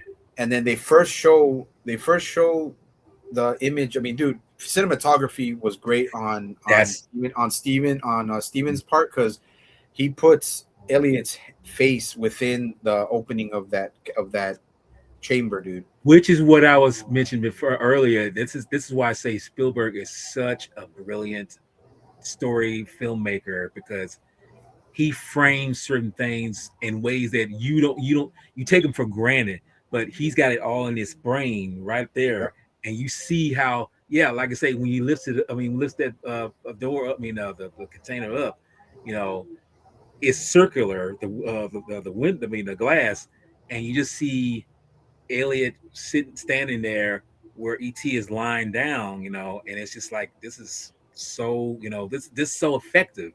It's just, I Yeah, just love the film, that technique there, how he's yeah, doing it. and then there's the scene where Elliot puts his face hits his head on the mirror, on that window. Hmm. I was like, another good shot. This is just, dude, this is just cinematography that we're doing, and it's hitting people. It's hitting Yeah, the viewer, not just me and you, everyone who watches it, and it's hitting them because it's such brilliant cinematography and storytelling. right. And and this is where Elliot finally tells him, "I love you," Yes, that was, yes. and I was like, I was like, God damn it! And then I forgot what after that. I think they says, okay, he says his Well, goodbye. before we get to that part, I just want to mention before, when the connection was broken from him and Elliot and ET, um, when Mary comes in, he sees Elliot. This is the moment where I feel it's so, and I'm about to get kind of messy on this. I'm trying myself too, bro. I This mean, is the moment I'm where trying myself too, man. he I'm trying when not to, but it's hard. he reaches out and says, "Mom," it's like, this is where he realized, like, Mom, even though she was not believing, that's his parent, that's his mom. It's like, I know you're here, and the dude, like I say, I'm like, but Hey, that hey, moment right there hits your they're heart. sneaking out, bro. They're sneaking out, man. Yeah. They're But sneaking let's out. but since we got there, because we're still gonna get some of that, but now let's get into the motion of, okay, we're Yeah, rejuvenating ourselves, yeah. because Now he's yeah. Go ahead, he's finish. accepted that he's dead, and he Yeah, walks away slowly. But then as he closes the lid, you see the chest light up, yeah, yeah, and you're yeah, just like, oh, what's going on here? yeah, So when it lights up, then he doesn't see it, but then he noticed that that plant, the yeah. flowers, is starting to like grow back, and he's like, and he just go back. He goes back to ET. He's like, and ET, bro, he's just like, ET phone He home. gets an ET phone home, and I'm like, You, right away, dude. I was all smile. Still a little bit. They're still running. that's what I'm saying. You're But still feeling kind of, like, yeah, you're feeling some kind of, sense of, it's like, yeah, you're still feeling, some joy, you're tearing up, but then you have to kick in a little humor here, because he's you trying to tell him to shut up. He's trying to he tell told him to shut up. I was like, ET, shut up. He's like, see, ET phone home, ET phone home, he phone ET phone home. home, ET phone home. ET phone It's home. like, Paul, you say, it's like, would you Home, home, shut up? home. And then this, and see, to me, I think you need this moment here, because you, like I say, you're filled with tears, but at the same time, you need some like funny moments to kind of throw that off, because it's like, okay, he's alive, we know he is, and even doing when he before he closes the lid, he throws something on him. And he's saying like, Elliot, Elliot, Elliot. It's like, oh, you shut up, So he closes the thing. So when the technicians come in, the keys comes in, he's I like how he does it. He's He's like, crying. He's pretend crying. Yeah. he starts faking cries, and he takes him away, say, he's like, would you want the flower? And he sees the flower is almost in full bloom. He's like, you know, Yeah, yeah, yeah. this is Oh, what this is why I say humor is working brilliant right now because it's kicking in. And he tells Mike, he say he's alive, and Mike, he's feels joy. He jumps up and bumps his he hits head. his head. He goes, yeah, and then he goes, and you can hear it. You can hear the thump. He's like, Oh, yeah, yes, boom, and he goes, but he yells. He goes, yeah, throws his hands up, and he hits his head on the yes. thing. So I was like, yeah, that was masterful. Yeah, that so was masterful. we're like I said, we're now we're about to get into some real good action pieces here, and this is brilliant. So I figure like maybe you ought to take it from here. No, no, no, no, no. I'll just finish off where we're at, like where they find out he's alive, and then Okay. they're gonna get ready to take him, and then I'll leave that to you. Okay. And then the end, I'll take the end because I know that's gonna be something that's gonna be That's gonna hard. be hard, yes, but yes. Yeah, that one I'll take the end, but yeah. Okay, so now he's alive. Everybody's happy. Everybody, even me, like I said, this is movie's almost what 40, 50 years old. So it's like, Coming up 50 years yeah, old. so it's like even watching it after so long, like you're happy. Like this movie is uplifting. So they're concocting a plan, Mm-hmm. and they don't really show the plan, right? But now they're No. starting to move everybody out of the house because ET supposedly passed away or whatever. And then they're and then the kids are already planning. Mike, Elliot, and even Gertie. She's still a very little girl, so she's more like a decoy. She's an innocent. She can Decoy. only keep her mouth, Yeah, closed. yeah, she's a decoy. So she tells them that, okay, the mom. She said, "Mom, they told me to give this to you." And once they left, like, "Who give you what?" And then it's funny how the mom didn't say anything, Mm-hmm. even when she read it. She was just now that because now remember they catch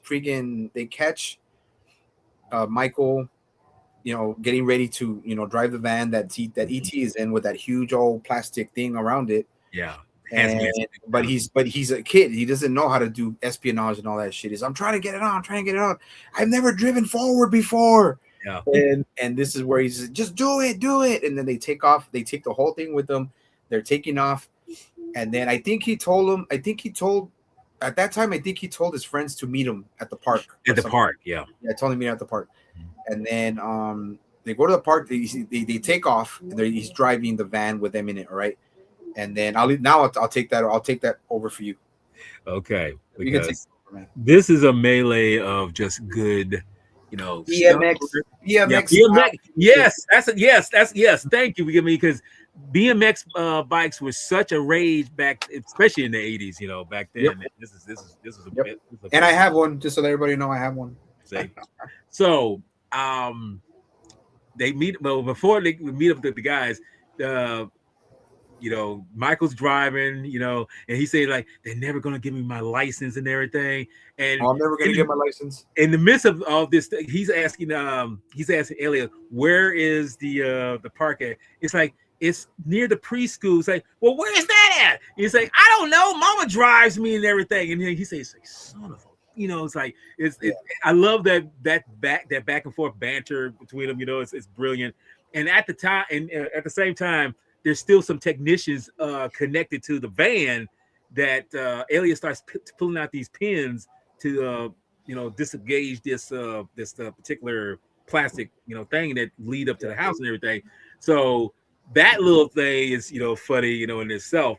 But they make it to the park and they with the guys, and the part that comes up that really cements something that I like when you watch something like this is that one of the guys with the headphones, I forget what his name was in the movie, he says like um I mean Elliot says like he's a spaceman and everything. He's like, well, can't they just beam him up?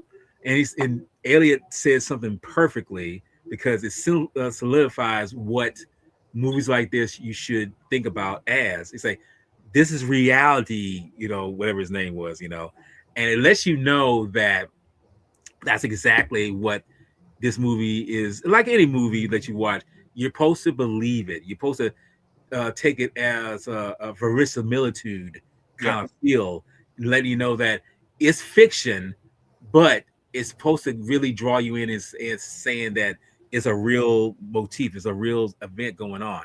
So anyway, um, they they get into the they got the guys. They're about to do the thing where they go where they're supposed to go to, and during this time, Mary is going to find the boys and everything, and Keys sees her with Gertie, and Gertie, just being who she is, he say, "Hey, going to the man in the moon. They're going. It's like he pretty much figures out what they're about to do.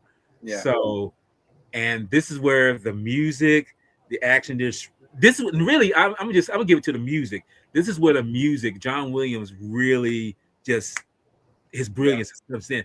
It's showing the adventurous, the fantasy of all this going on. They're riding their bikes like crazy, going to wherever they're going to destination wise and everything. And they pretty much are riding, doing their thing, and they avoiding the cops, avoiding the authorities and everything. So they get to a certain point where they think they're escaped. Okay, but the guys get them cornered, and They hit a main street, I think. yeah, that's what it was. And they're stopped there, and we see that some guns are drawn. And I just want to throw this out too, real quick. Now, they did a re-release in 2002, Mhm. and I don't know what Spielberg was thinking, but they did a special edition of this film where there was new effects scenes and some scenes that were not in the original cut that was put into this. But one of the things that was altered, when you see the guys with the shotguns in the frame Yeah. before the kids take off, they were shotguns, but in the special edition, they were turned into walkie talkies. And I think, and from what I was told, the reason why they were turned into walkie talkies because they feel like, well, this is still a family friendly film. We want to get at least whoever's watching it now not to think like this is so scary for seeing guns in it. But I'm like, okay, Spielberg, okay, realize something. It's a period piece, is of the time. Don't water it down by doing that because the second you do that, all you're showing is that you're playing into the fact that okay, I need to do it like this to go. Keep Yeah, it like this. Keep it it, this one is the original is the perfect one. That's it. don't do what the George Lucas did with his films beforehand. Don't do that because to me, all you're doing is showing that you're I mean, even though that he has all right to do that, I was thinking like a classic is a classic. You had a perfect chef's kiss before that, so don't do that. But anyway, they're about to get caught, and you see Elliot's eyes close for a second and say like, "Oh, we're about to get caught," and well, ET hits his mark big time, lifts all five of them up out of the air, and this is another brilliant moment by ILM where five bicycle kids fly off into the distance into the sky, and it's like, dude, I'm like, and this is where the score of the film is like, it's like this. I mean, everything is working out well, and Homeboy says like, "Tell me when it's over." He just riding his bike, Yeah. and there's a and look, you thought the moon shot where it's going across the moon was iconic.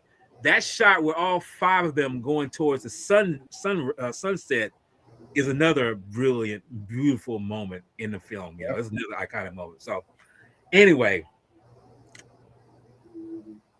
when Elliot them first flew off, ET flew, it was they kind of landed, but they kind of crashed. But here, since he got all five of it, and I'm thinking now that I'm thinking about it, since he's back to full strength, this is the reason why they all come into a good slide and they land perfectly because Yeah. ET is back to he's full strength. When they kind of landed and kind of crashed, I think he wasn't exactly up to full strength at that time. He was kind of losing. But here they all slide into place like home runs like this, and everything. So it's brilliant. So we're back to where Elliot and AT were sending out the signal, and it's still kind of doing something, and then all of a sudden we see very Spielberg-ish kind of effect where we see lights and everything's coming out, and we see the ship coming down. And this is another ILM shot. I love this shot where we see the kids in the foreground and the ship comes landing. And this is all the things that's when I say, and I'm not saying it's real, it is real, but I mean all the shot of that when we see the ship landing, that was all miniature, but the kids that's in the foreground was just comped in there.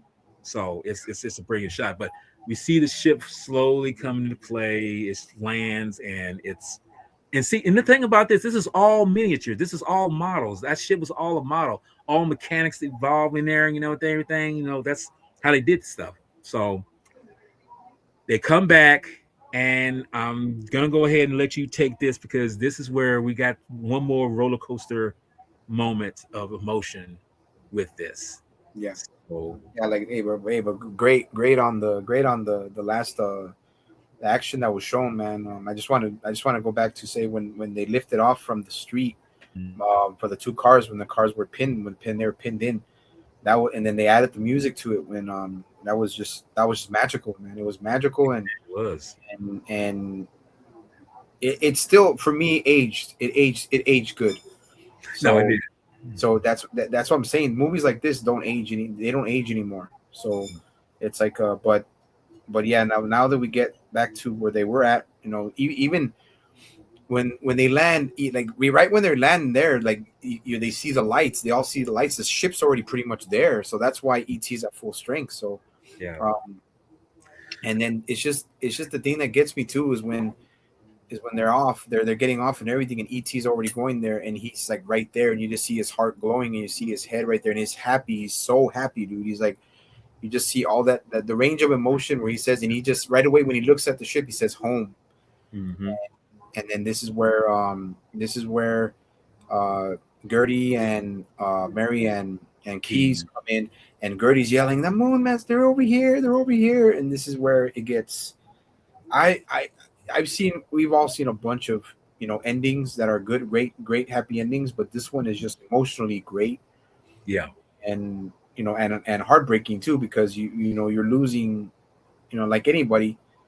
um and I'll just mention, because people like me and you, and a lot of people, man, out there, not just me and you, like when we were when you grew up in the 80s, I grew up in the 90s, but I was an 80s grade school kid. So Right. you see something like that, and it just, because you don't want to lose that. You don't want to lose that, Yeah. where you fall in love with.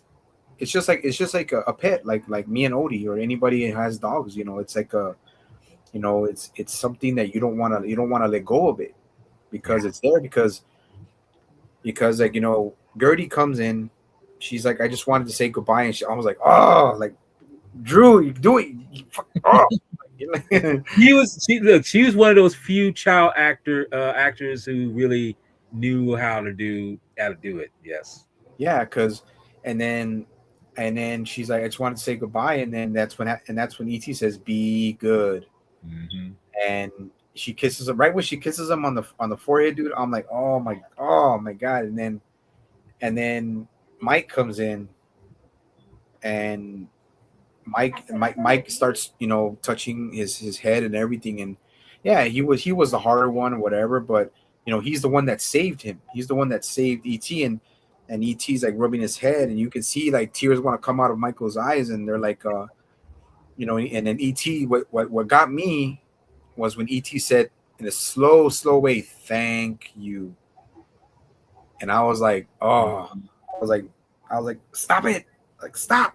I was like, and then when he goes, and then now it's the hardest part. Now you see D Wallace, and you see Marion, and Keys at the edge where the ship, right behind where the ship is, where all the other friends are, Mm-hmm. and Elliot slowly walking up, and this is where, ooh, this is where it's gonna get very emotional, man. Yeah.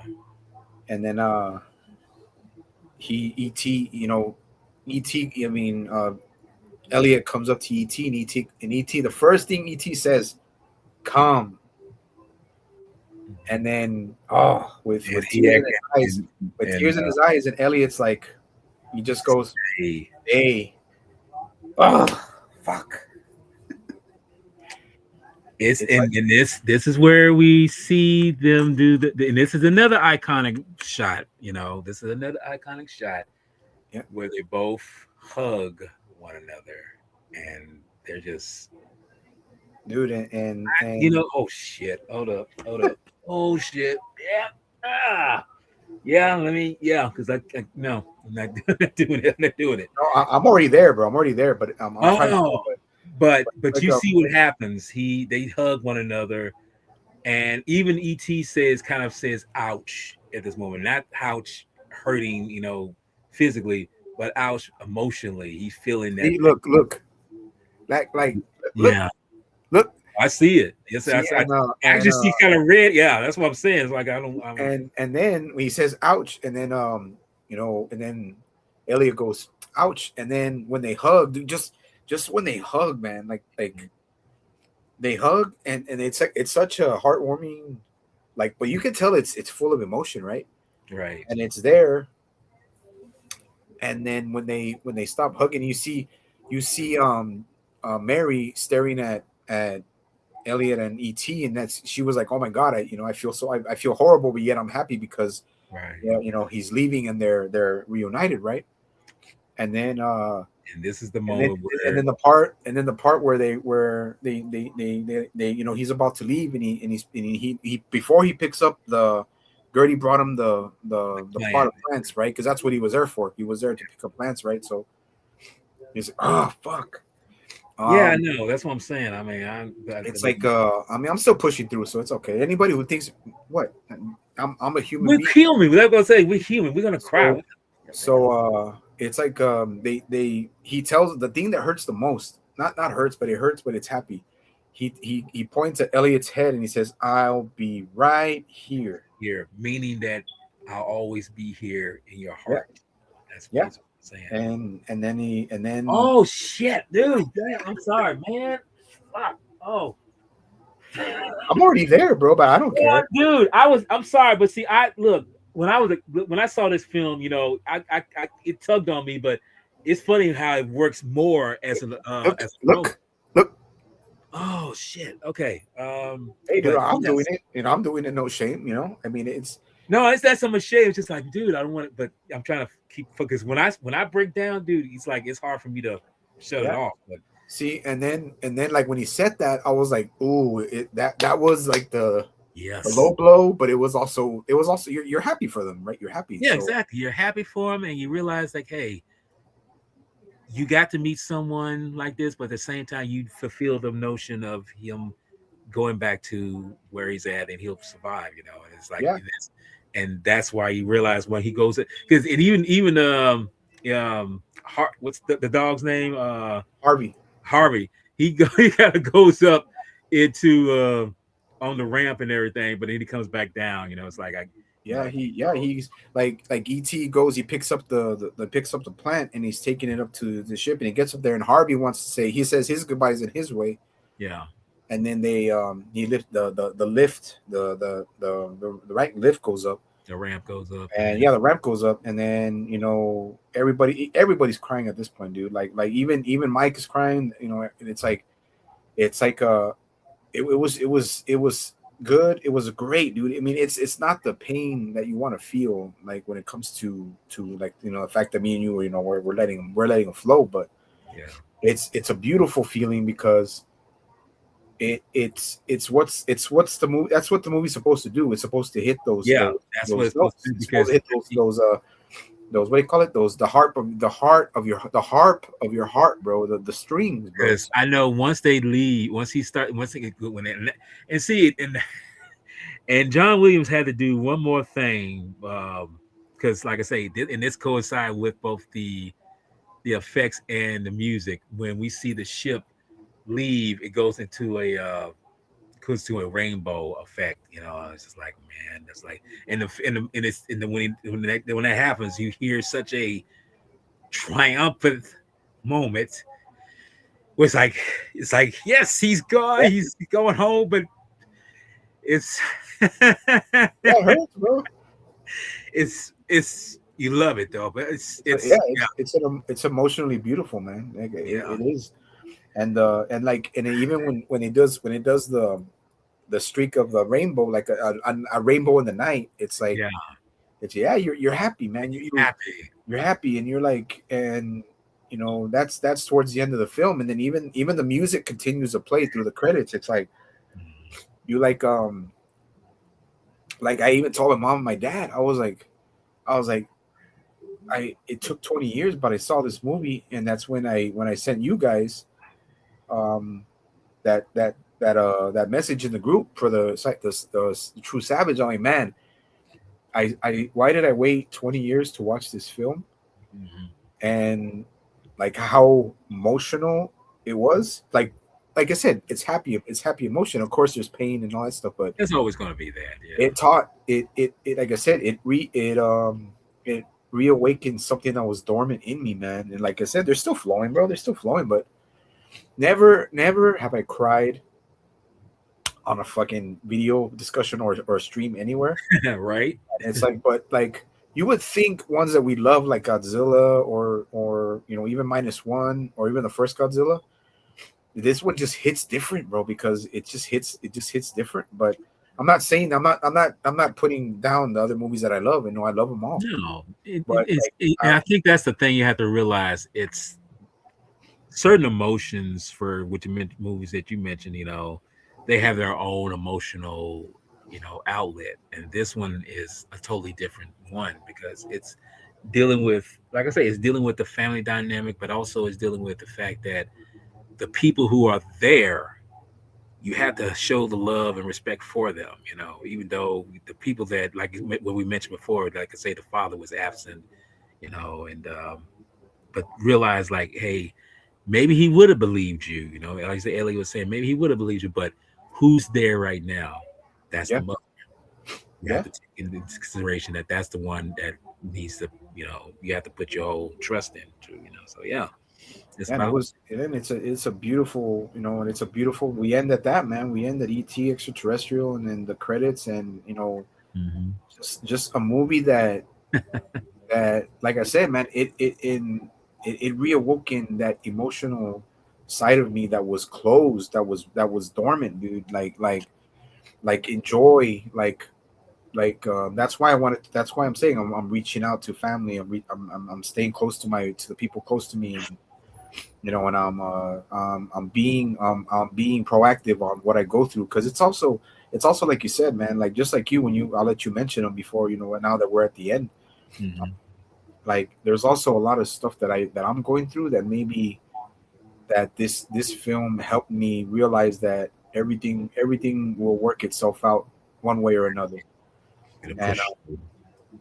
and it's a kind of movie that gives you that hope. It gives you hope, Yeah.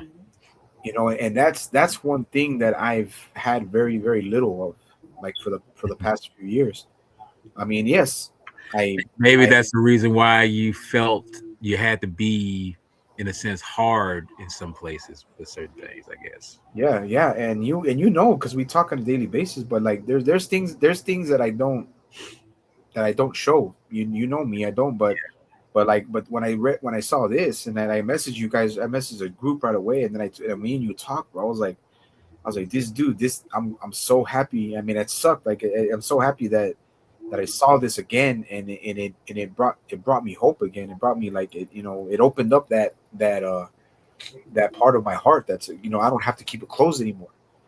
and Mhm. that's why I wanted to do it. And like I said, it was a late edition, but it's a beautiful film, bro, that just touches your heart, man. It touches your heart, and I'm so Yeah. glad that that I was able to live through this generation, a lifetime, to be able to have witnessed this film. Do I wish everybody, I think, who loves this movie, would have wished to see it in the theater. But Yeah. it's just I'm just glad I have it now. I'm glad, and I saw it, man, and it rejuvenized hope within me, man.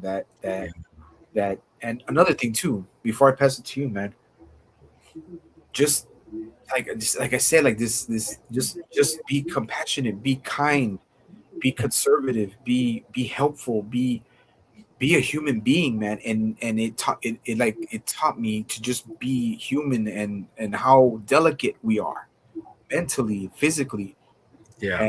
and about the human condition, bro. This taught me so much about the human condition. I wish I would have saw this movie maybe 20 years ago, so that way I could have been thinking differently, on not always going on negative and being, because like, dude, you know that for a long time I fed off of despair. Yeah. I fed off of despair. I fed off of anger. I fed off of rage, but it was mostly despair. And I'm not doing that no more. Like I'm not doing that anymore, man.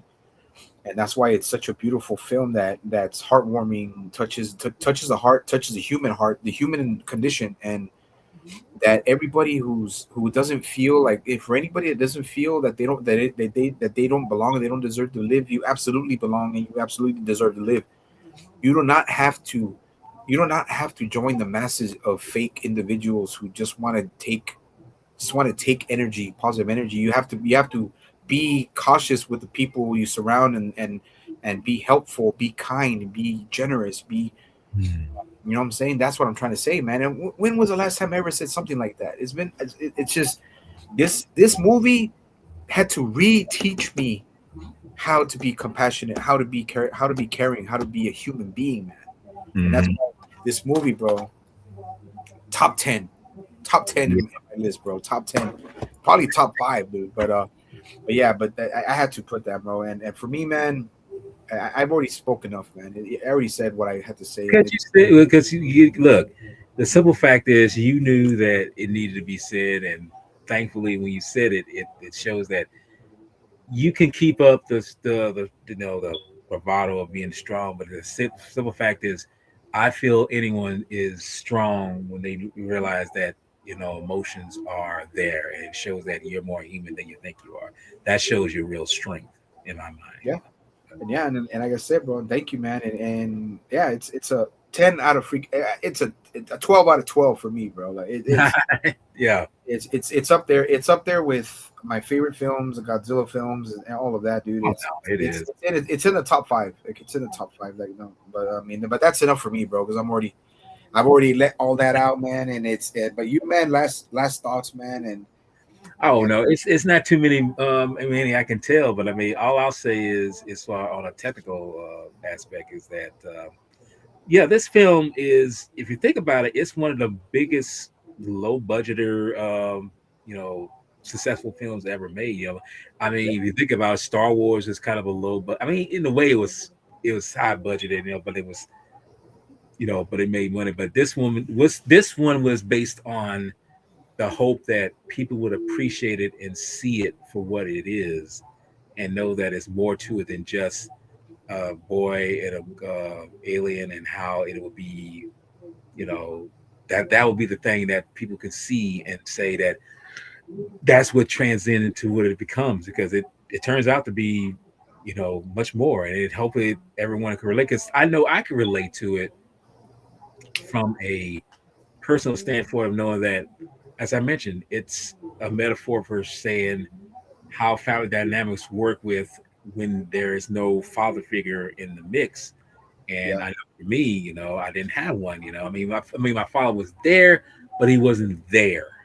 You know, yeah, like that. If anyone can understand that. And yeah, this film is definitely a 10. Well, in hell, it's a 20 out of 20 almost. If yeah, you think about it, yeah, it's up there because it's such a you know it's not an overblown. See, that's the thing about it. It doesn't have all those you know frills and all that other stuff. It's simple, but when the things come up, it's not so much subtle, but it's effective. And I think that's one of the things yeah, I love about this film. And I'll just go on to add on to this. Like I say, this film was nominated for some Academy Awards. In fact, if you didn't know this, it was nominated for Best Picture against like Gandhi, Tootsie, and some other films that came out that year. Okay, which I didn't know until like late '80s. I didn't know it was nominated for Best Picture. But now when I look back, it's like I can understand why. but it only won four of them. And the four that it did win was with like best sound, and I mentioned with Ben Burt, sound editing. I think score, which did definitely deserve John Williams definitely deserved this, and of course special effects. ILM and all them they knocked it out of the ballpark. But yeah, this film is one of those films that I wish could still be made, but unfortunately, um, the simple fact is people don't know how to really hone in good storytelling, good with good characters, and I mentioned before a film like Super 8. Okay, I kind of talked about this on my channel, talking about it, how it reflected my life and how and everything. But Spielberg was a producer on that film, but just like E.T., this film will definitely tug on your that film will definitely tug on your heartstrings too with a lot of stuff. Or put it like this, it'll tug on you if you had similar parallel situations with that film that I experienced, you know. And Yeah. knowing that I experienced some of the things that this person, the character that goes through it in that film goes through, you realize why you went through it. I mean, that's why I say it's social emotion. Because I know when I saw this in the theater, when I saw Super 8 in the theater, I was bawling because similar things that the character in that film was going through, I went through similar early that year, and it was just like wow, it's like amazing, But it's funny how that film was one of the rarities, and that film came out in 2011. Those rarities come out that really show that how much ET has had an effect on other both producers, writers, directors, and say like, let's try to make a good story and take the most weirdly out of the way thing and see if we can play on it and see if it'll be effective and see if it could be a emotional tug on people's emotions. So but yeah, man, I mean this film is iconic and it's still iconic nearly coming up 50 years later. And I feel like if it when the 50th anniversary comes around, I hope they do it justice by releasing it in its original form when it was released back in '82. So Yeah. yeah. I mean, I hope so, man. And hey, amen to that. Amen to all of that, bro. And you know what, man? Like you're right, dude. And I have to say that I am extremely blessed and fortunate that I still have my family, that I always had my mom and my dad. I wasn't the best kid, and the environment we grew up in was rough, but I think I did the best I could, and Mhm. if it wasn't for my family, I don't know where I would be. I'd be in either prison, dead in gangs, or worse, or in Mexico. But I'm also very very glad that I love the things that I love that many people probably look down on, but they never told me because they don't have the balls to tell me. So it's like, but I don't care what anybody says. You can be any age, 45, 55, 60, 65. Like you can still love everything that we love. You can still love what you love Yeah. and never care, never worry about what anybody else thinks, man. You your life is yours, and you don't gotta prove nothing to nobody. You don't gotta, because this world, bro, we gotta say, man, this world now is mostly based off of titles and Yeah. categories. Titles and categories, bro.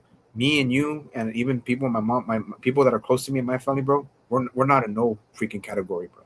Don't Mhm. put me, don't ever put me, Walter, anybody close to me, D, everyone close to me in a category, man.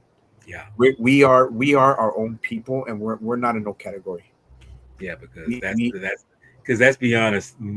Nowadays, everything's a popularity contest, and I'm like, no, I'm not going for that. Nah, dude, we're way past that, man. And love what you love, be who you want to be, Mhm. live the dreams you want to live, do anything you want to be, and don't ever let nobody tell you that you cannot love what you want to love. No, and don't ever let anybody tell you that. And if you ever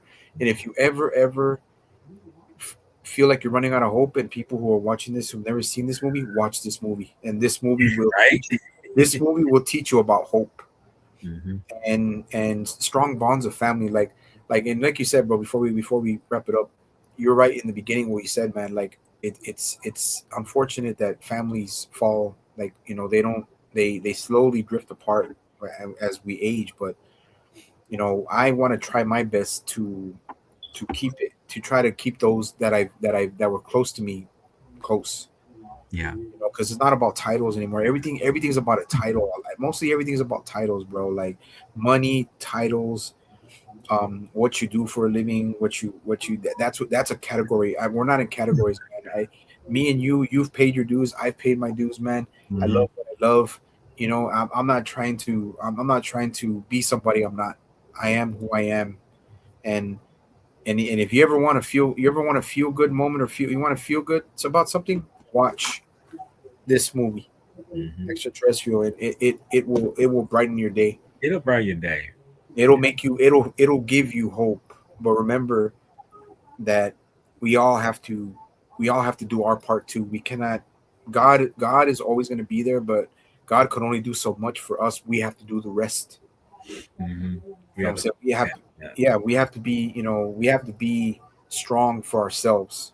We can't have. We have to be strong for ourselves so we can be strong for others. Sometimes. That's it.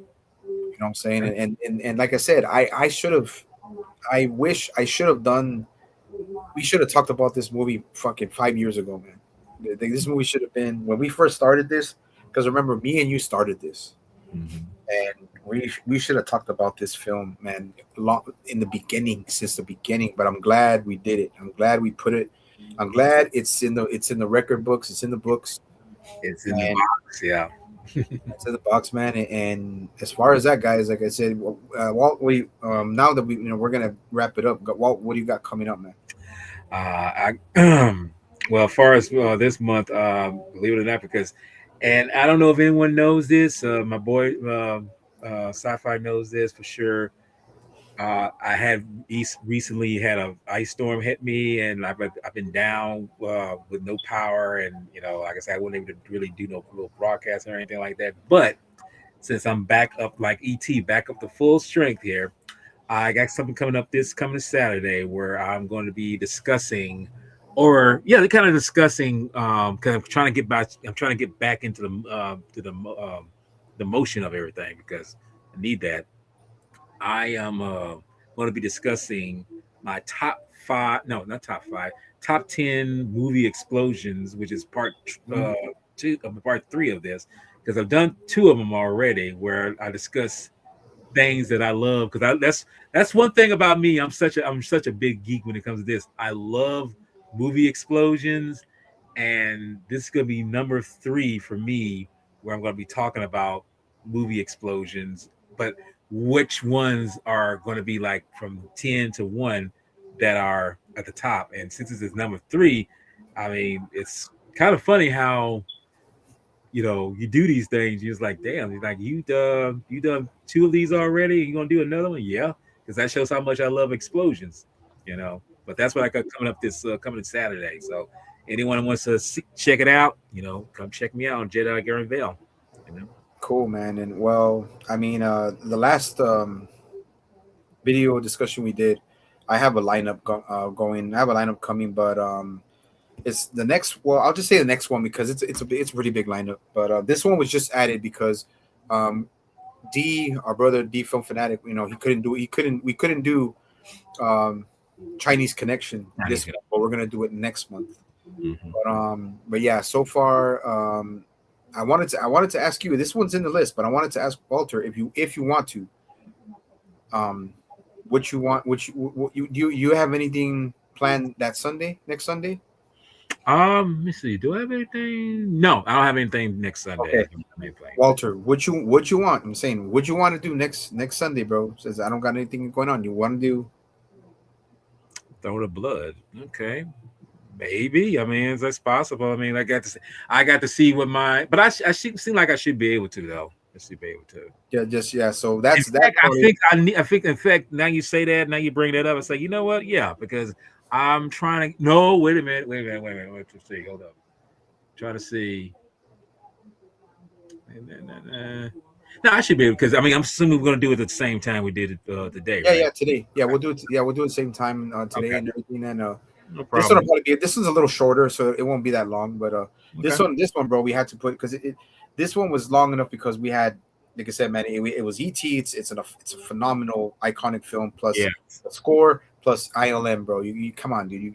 We had to talk about it, can't man. get no better than that. Yeah, Yeah, but besides all that, everybody, that's a wrap. Thank you for watching. It was a long time coming. It should have been 5 years ago that we did this film, but I'm glad my brother Jedi Granville joined me on this, man. And yeah, we got a little emotional, but hey, bro, when you love something that much, man, it does. We don't care. We're gonna speak our mind. We're gonna be raw and real. You hmm know, I'm gonna be fucking Daniel, true savage, all the time, man, representing the Sci Fi Society. Because if it wasn't for my brother Walt, there probably wouldn't be a Sci Fi Society. yeah. And yeah, and I'm glad everybody who did stop by and watching it. You already found out what we got planned up. Next Sunday. Throne of Blood. And but yeah, but thank you guys for watching. This was volume 29, man, dude. Volume 29, dude. Like one, and then it's gonna be 30 next Sunday, bro. So that's 30 freaking discussions, bro. Video Over a discussions. span of 5 years. 5 years, dude. And then there's trust me, there's more because we have other ones on his, and we also have the consensus crew, which is already four. There's already four videos on consensus. Yeah. So it's gonna be 34 freaking on my channel, 34 discussions that we've had, dude, in 5 years. So Mhm. dude, 30. I'll make an extra little intro video for the 30th volume of Sci-Fi Society. But hey guys, thank you for watching. This is Daniel, aka True Savage, representing the Sci-Fi Society with my brother Jedi Granville, Yeah. one of the founders of the Sci-Fi Society. And remember, we speak our minds. We love what we talk about, man. And I hope you all have a good rest of your weekend. And we are out. Peace.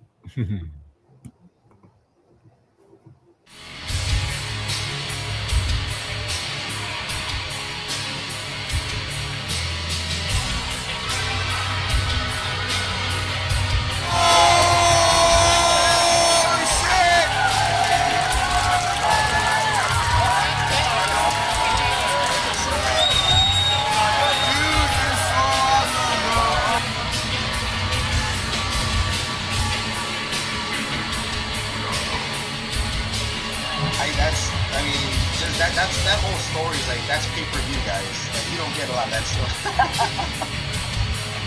I'll write No, a book but